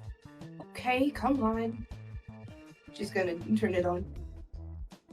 Alright, perfect. And Peepers slaps his little fucking tendril on your forehead again, and your Jagan eye begins to glow. Oh, that's different. And then, after a minute, you see Peepers' body fall limp in front of you. My boy. I know it's mine. You hear that directly in your head. Oh god. So, care to explain why your physical form is just abandoned? Do this for a little bit. You got a lot of weird things in here that need to be dug through before it'll work. It's gonna hurt you though. It's gonna hurt a lot. I gotta dig up a lot of old things in your head. Oh boy. There's something really, really far down here you need to get, and it looks like you've been trying extra hard not to let it come back up. I should have known it would have been something messed up. Though, I can tell though. I know what I'm looking for is down here. Okay. So it'll take me some time to get through this. All right. What do we do with yourself? You know, you're the host, mind. You figure it out. Salt bath it is then. Okay. It's saline. I'll say you make Peepers a nice saline bath that he can like lay in. It's a soothing saline salt bath for the weary eyes. May looks over towards you as you're like doing that. Now that you've put your little friend to sleep. If she has multiple locations around the city, we might need to either divide and conquer or figure out exactly which one you would want to target. You. Siren, was it? How many places does she have? Last I checked, she's got maybe 20 clubs throughout the entire city, but there's only ever 7 she frequents. Ugh, She doesn't go to any of the other ones. it's annoying. May just looks towards you. Well, it's part of training. It's not supposed to be fun. Fair enough. So- Anyway, What it seems like what you need to do is maybe go down to the city tomorrow morning and get blueprints as to like of the city. Oh, actually, we might have those. You'll figure it out. I haven't met an agent in so long. if she's trying to keep this on the down low as much as possible, she might not even show up on city blueprints. Nah, if a building were to show up in the middle of the city and it's not registered somewhere, it's gonna garner more suspicion than if she gets it approved. I suppose that's true. Start thinking. You're the cop you didn't want to tell me about. What do you do when you don't know where to go? How do you track down your targets? It's a good question. We've never really been good at this, to be honest. Well, no time like the present to get good at it, Kunai. I suppose we just canvass the 7 that she frequents. All right, I'll go check the ones in Uptown. Yeah. I can check downtown. Kunai, you should check the center of the city. Alright, I got you. They're gonna take off, but you're still in. Also, like Pyro and Plum would have said bye as they headed out too. But it's you and Peepers in the room right now, and as May and Siren leave, Yamada does walk in. Hey, Yamada.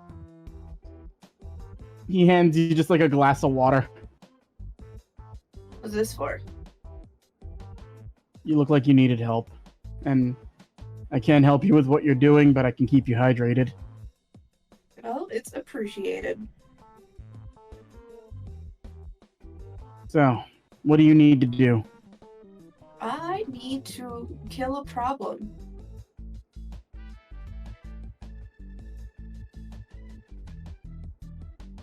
Do you know how to find your problem?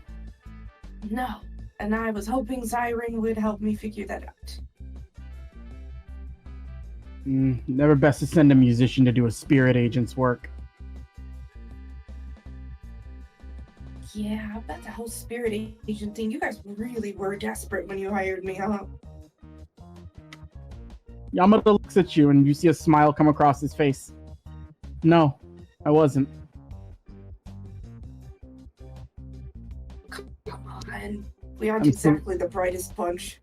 I'm selective about all the people I work with.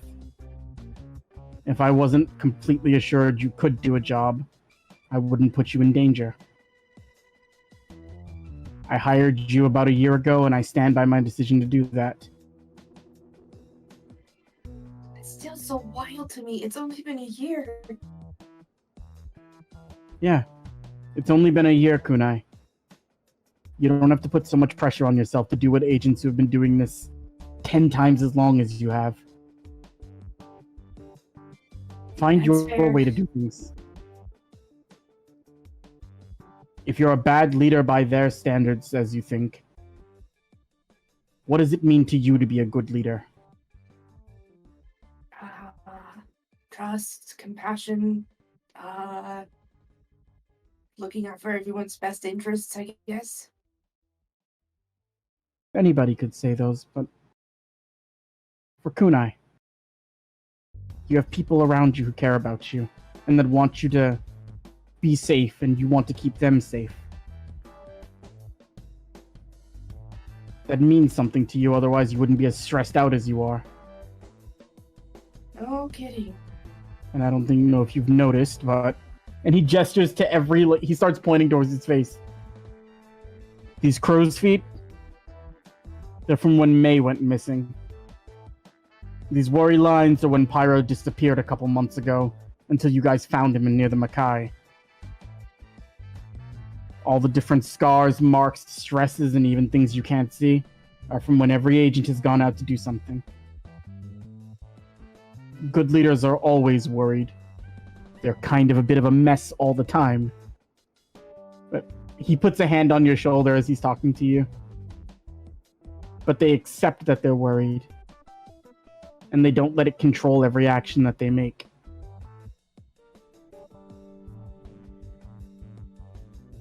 That's a fair point.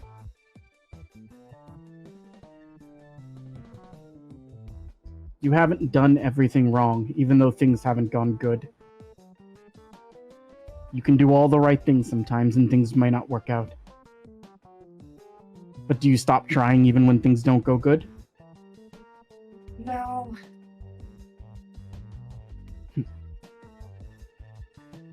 I need you to make a dex save with disadvantage.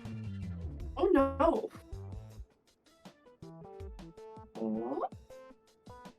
13? feeling like as you say no, you feel an arm go around you and you get pulled in, and Yamada's hugging you very tightly.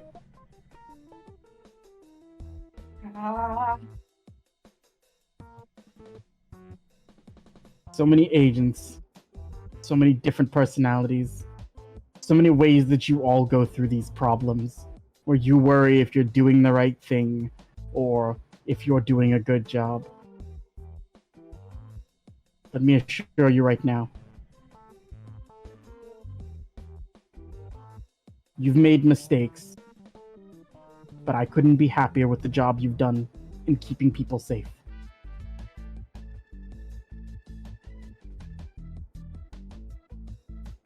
I appreciate that.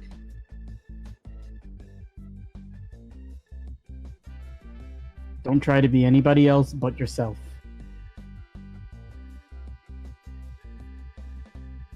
Because that's who I hired.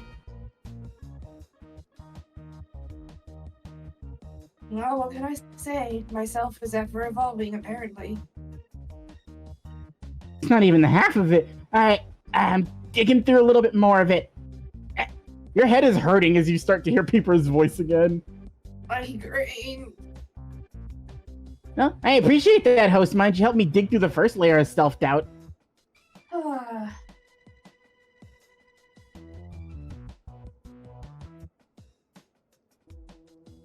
I just gotta...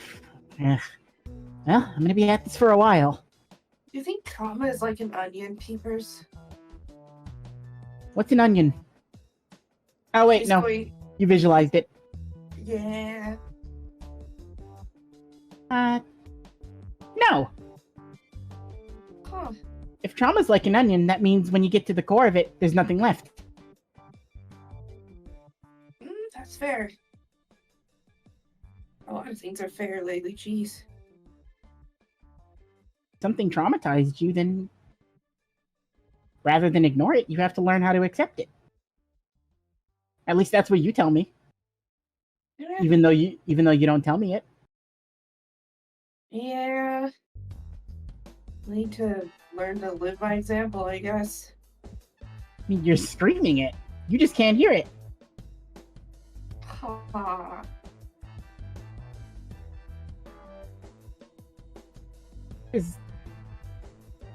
There's a part of you I don't know if you're aware of.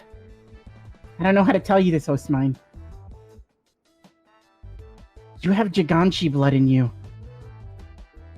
No shit. I know. I was surprised too. Oh. Yeah, I'm aware that I'm super powerful lately, but like, the more powerful I get, it feels like the more I have to lose.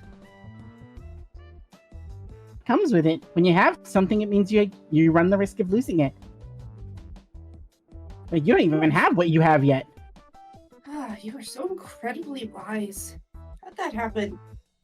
I'm in your head. It makes it easier to get to the actual voice in here. Oh. It's really far down, though. I have don't to know. go find some clubs. Well, you lead the way. And you and Peepers are gonna venture out into the city. And by tomorrow, I'll have maps and everything ready to start your part. You got a lot of work to do, Noodle. Yeah. This is gonna be fun. Matt. Moving through the forests and following along with Suture. Like, you've managed to like keep yourself under control and just like you've come to your own reasonings with him, but there is still a bit of apprehension. Like you don't really know what to feel about him like that. So as you all make your way, like you can put yourself towards like the bottom of the tree line, like right around there. Okay.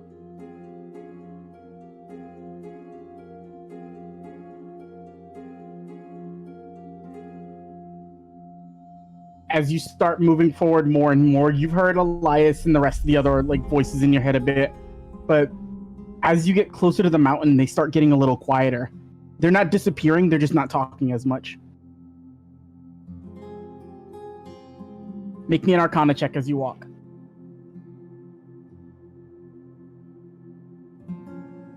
Jesus. You feel something as you're making your way closer, and even Suture stops. I'm feeling I feel everything. You do. The biggest part that you feel, though, is on reflex, Izanagi's spear, appears in your hand. Uh-oh. And you can feel... It doesn't feel like it's shaking, it just feels like it's alerted to something. That spear. Why do you have something like that?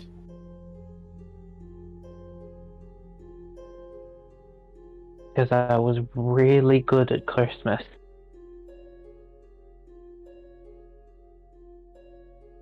It's reacting, it's pointing, and the little dowsing stick that you had too. They're both the spear and that stick are pointing in the same direction. I see. And you hear Elias in the back of your head. It's close to her.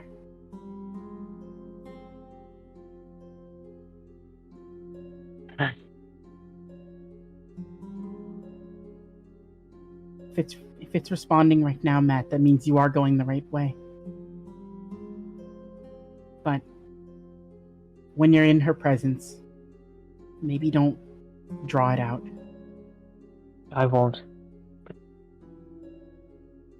I was already being warned.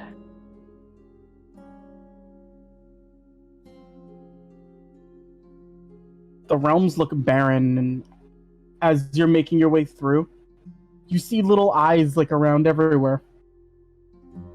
More patchworks. All different. And they're all looking at you.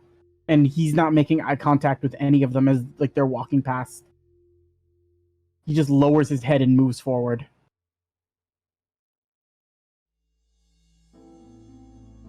Don't dawdle, Matt. I don't know if you felt it, but something severe is nearby. Don't worry, I think I've already been made aware.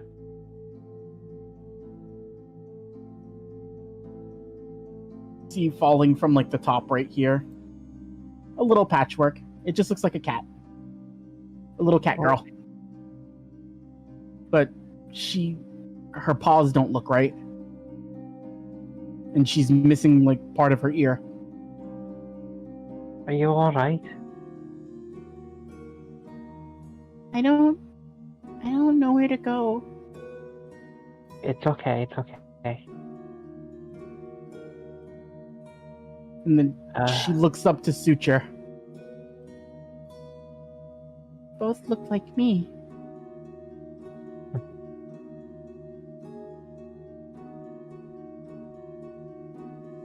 Suture just kind of walks off. Did I do something wrong? No, you didn't do anything wrong. What is this place? It's a place for people like us to live happily. Oh. It does feel nice. You look very familiar. I've been getting a lot lately. I feel like I had a dream about you. Oh? I don't remember it. It's been a long time. There was a very cold-looking box. I think there were bars in front of me. And there was a very scary monster. I don't know what it was. Shh, it's okay. You don't need to remember that much. But it was just a dream. I remember a nice face I could see reflected off of something. You used to make silly faces. Just to make me laugh. It was just a dream, right? Yes, it was just a dream.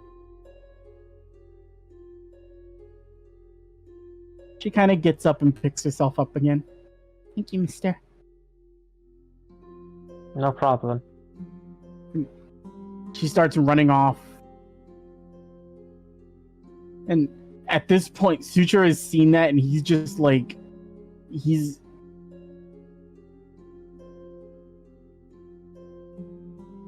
just like... He's stopped moving at this point. He's almost like catatonic.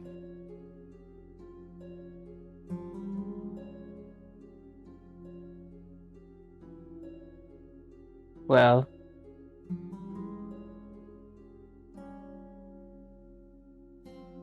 It was just a dream, right?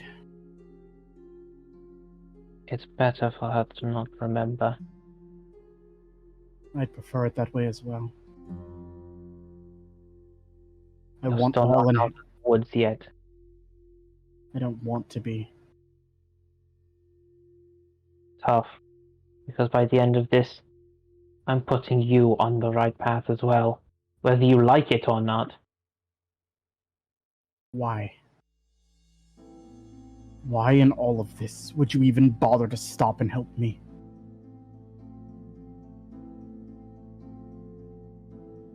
You have a weapon forged by the gods. You could end this right here and right now. For what I've done. To all of them. To you. To everything here. Drops to his knees and his hands and he lowers his head in front of you. And you just see tears hitting the grass. I beg you, and I have no right to do so.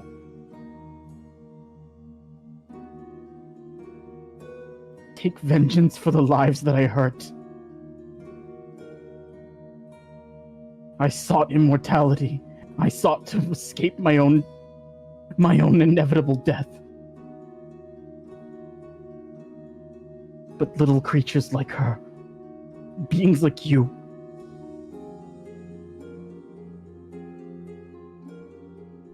there are things in this existence and reality that far outweigh dying prematurely. And I was a fool to think I could have controlled that.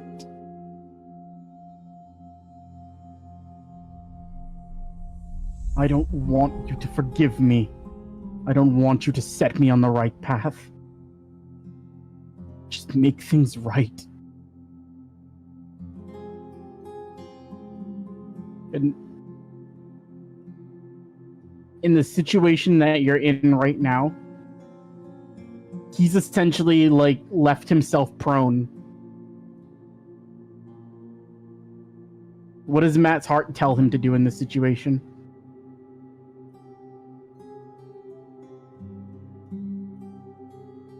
Just walk up to him.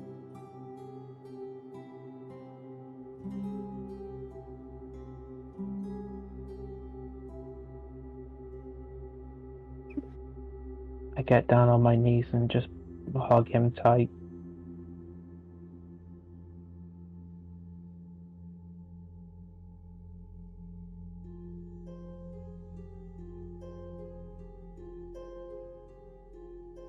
I have to set this right. Your death isn't going to solve that. If you want to do this right, you make peace with yourself and them, every last one of them. You show them kindness. You give them a life that they deserve back here. So when you move on, they move on. Do you understand me? I'm holding them back from moving Do on. you understand me?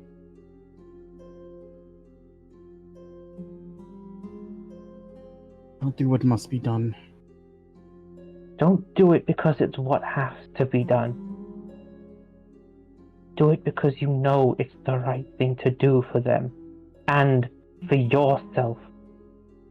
Now just hold him tighter. I don't like seeing people hurt. Even you. You were just human.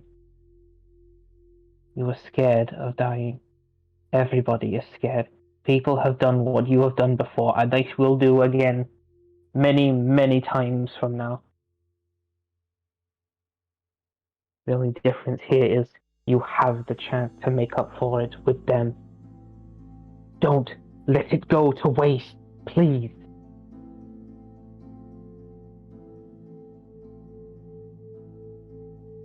Don't be selfish. Not this time.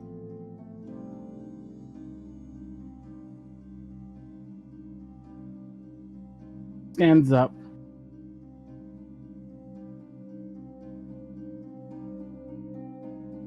I know where to go, and I know what needs to be done now.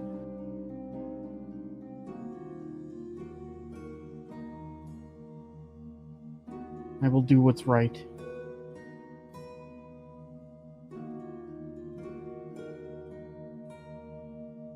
And he begins to start walking forward, like, with you with him.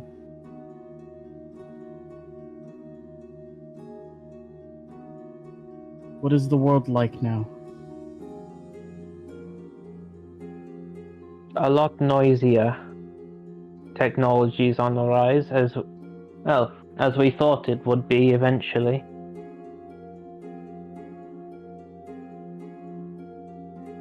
A lot of cheap and fast foods you can buy now, already cooked. People are a lot more ignorant, yet it's a lot more fun. Also less disease. Thank goodness for that. It sounds like a wonderful world. It sure is something.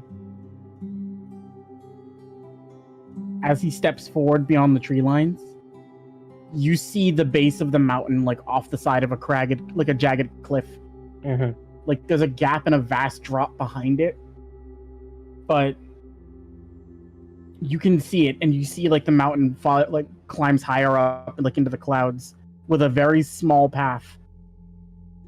Like it's not like so much a walking path, but it's like an area of like little like outcrops you can climb onto. Yeah. And you see before the mountain, like he can't go any further, but you can step towards it. This is the border of the animal realm. It is the border of where this circle of reincarnation must end and begin. And it is also where we will say goodbye.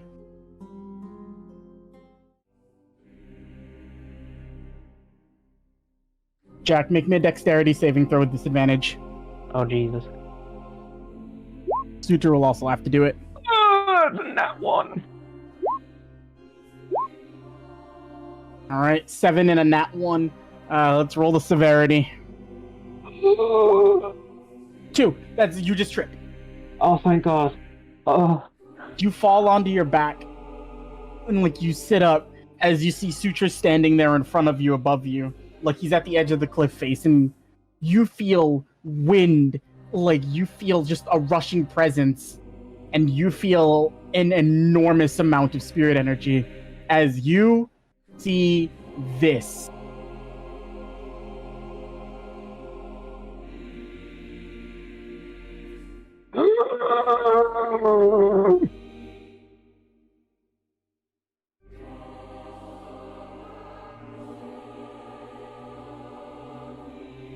Could be right there at the back of the cliff near the tree line as Sutra's walking up closer towards this.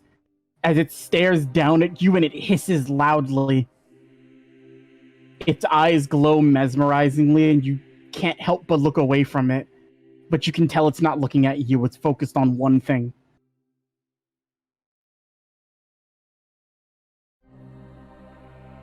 Sutra turns his head towards you.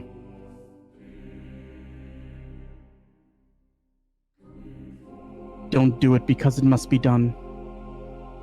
We do this because it's the right thing to do.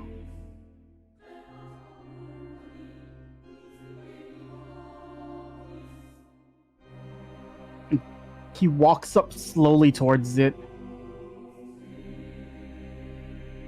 With every step he takes, you see a bit of the animal parts of him disappear and more humanoid parts appear.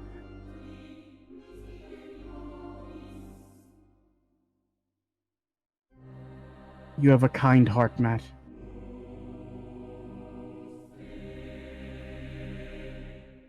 A monster from their past isn't going to help them.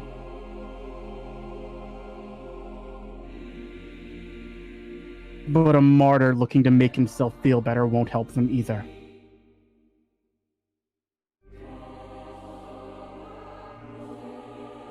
As this thing lowers itself down, would you like to do anything? As he's walking closer towards it.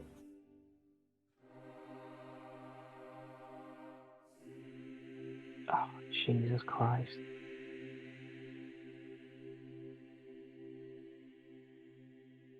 Oh God, I don't know.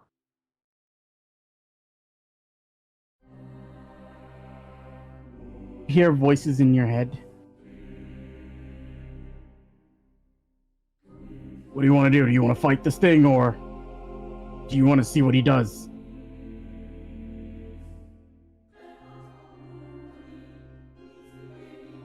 I don't know. On one hand, I don't want to get in his way about this, but at the same time, he shouldn't do this so easily. He shouldn't get off so easily like this.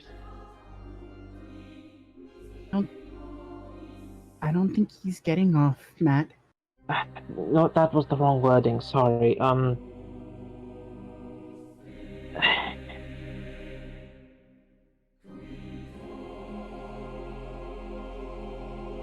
He looks towards you. I am not offering myself as a martyr to this creature, Matt.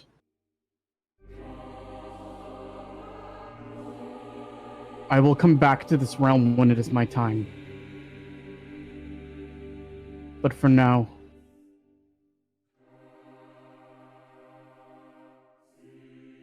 I can't show kindness to others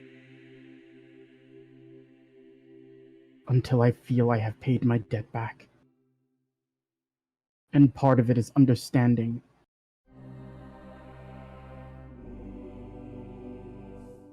I understand. You see those same eyes you remember, but there's a bit of a gentleness behind them. You still can't escape what they meant to you, but you can see, for the first time in a long time, the man behind the eyes.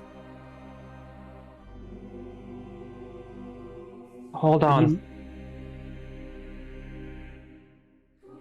And I just reach into my back pocket where I always have a deck of cards on me.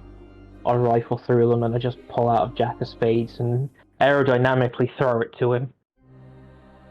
He kinda catches it. You hold on to that and remember that's me. I'll find that card. No matter how long it takes.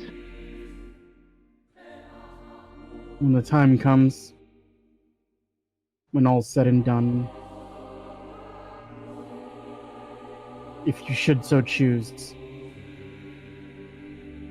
And you see him smile up at you. Maybe show me how to play this. Before you watch the centipede bear down on him.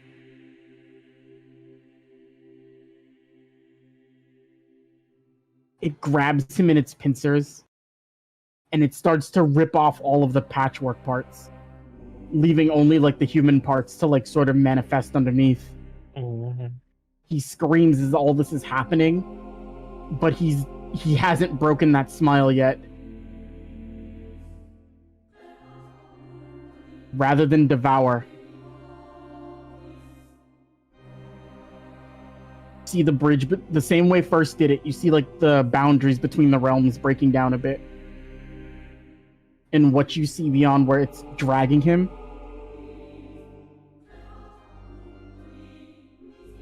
I'm too much of a kind person to describe what you see there. But you see the Naraka realm. The lowest of the low.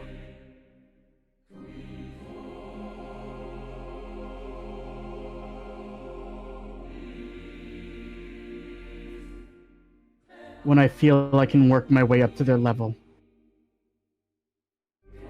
then I will properly apologize. But until then, I can start off with this. And before everything would close, the last words you hear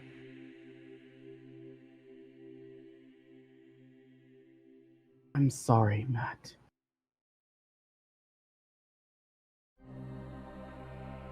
As you see this man be dragged away in front of you.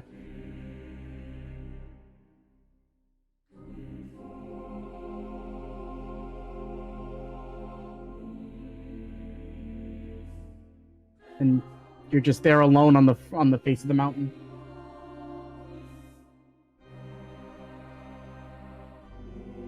Just stand there for a couple of minutes.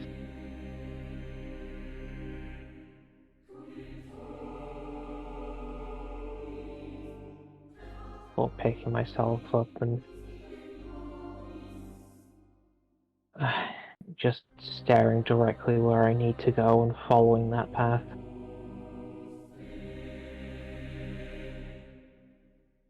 Hardest part is yet to come.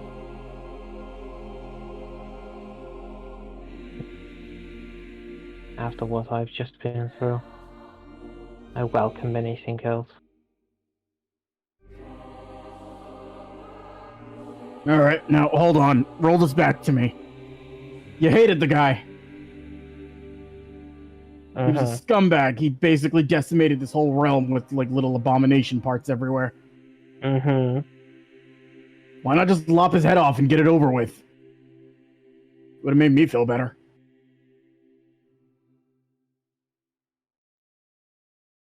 And that's why I don't come to you with personal problems. You have strength, but you don't have mind. What does that mean? It means you lack class, you oaf. Hey! No, let's not be too mean. It's not that he lacks class. It's no one's taken the time to teach him. Or teach you. No, I'm being kind. I'm saying you can learn. Oh. Take that, Yomi! I can learn! I didn't say anything. You were thinking it. I was thinking Alright, it. alright. Come on, you four. Alright, but if there's gonna be 4 of us in here now, understand, new kid, we got sleeping arrangements. That lobe is mine. You don't pick on him, or else I will oust all of you. Oh, yes, Dad. As you start scaling the side of the mountain. If at least one of you starts acting up, all 3 of you take the punishment. What? Yep. This is the thoughts that are going through your head as you're climbing up the side of a mountain. And as you make your way forward and you scale, I need one final Arcana check for the session from you, Jack.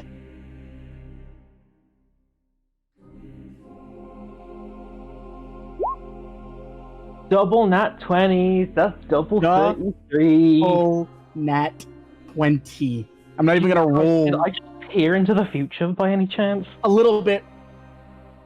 As you start to make your way up, you see it feels like you're not even making it towards the top of this thing. It's like you're scaling as high as you possibly can. But as you start to go, the same feeling you got when the spear appeared, you just hear like everything stop around you. Like, for a moment, you're not even on the mountain. You're not anywhere. You're just in an empty void. You don't hear any voices in your head. But you turn around. And you are face to face with You can't make out what it is. It looks like a woman, but it's clouded and you can't see. Her mouth moves. You don't hear the words, but you know exactly what she said. And I will message you what she said to you. Okay. But as you return, when you come back to yourself, it's almost as if the clouds have parted. You can't see the bottom of the ground anymore. Like, you can't see the base of the mountain. Even though you know you couldn't have climbed for that long. But you'll be at the top soon. But as for now, as what she said rings true to you in your head, and as you make your way to the top, that is where we'll end today. She's very out in the open, so if they can see the guards, Spencer and Anne can see what Chio's doing. Yeah. And she's going to just go onto her side and just like pull up one of the water bottles and like open up the spout and put it directly near the back of the dude's neck, just to where it's not touching the skin. And then just go, "Hey, you." And as he turns around, liquid sword 2/4. Okay. Straight through the neck. Oh.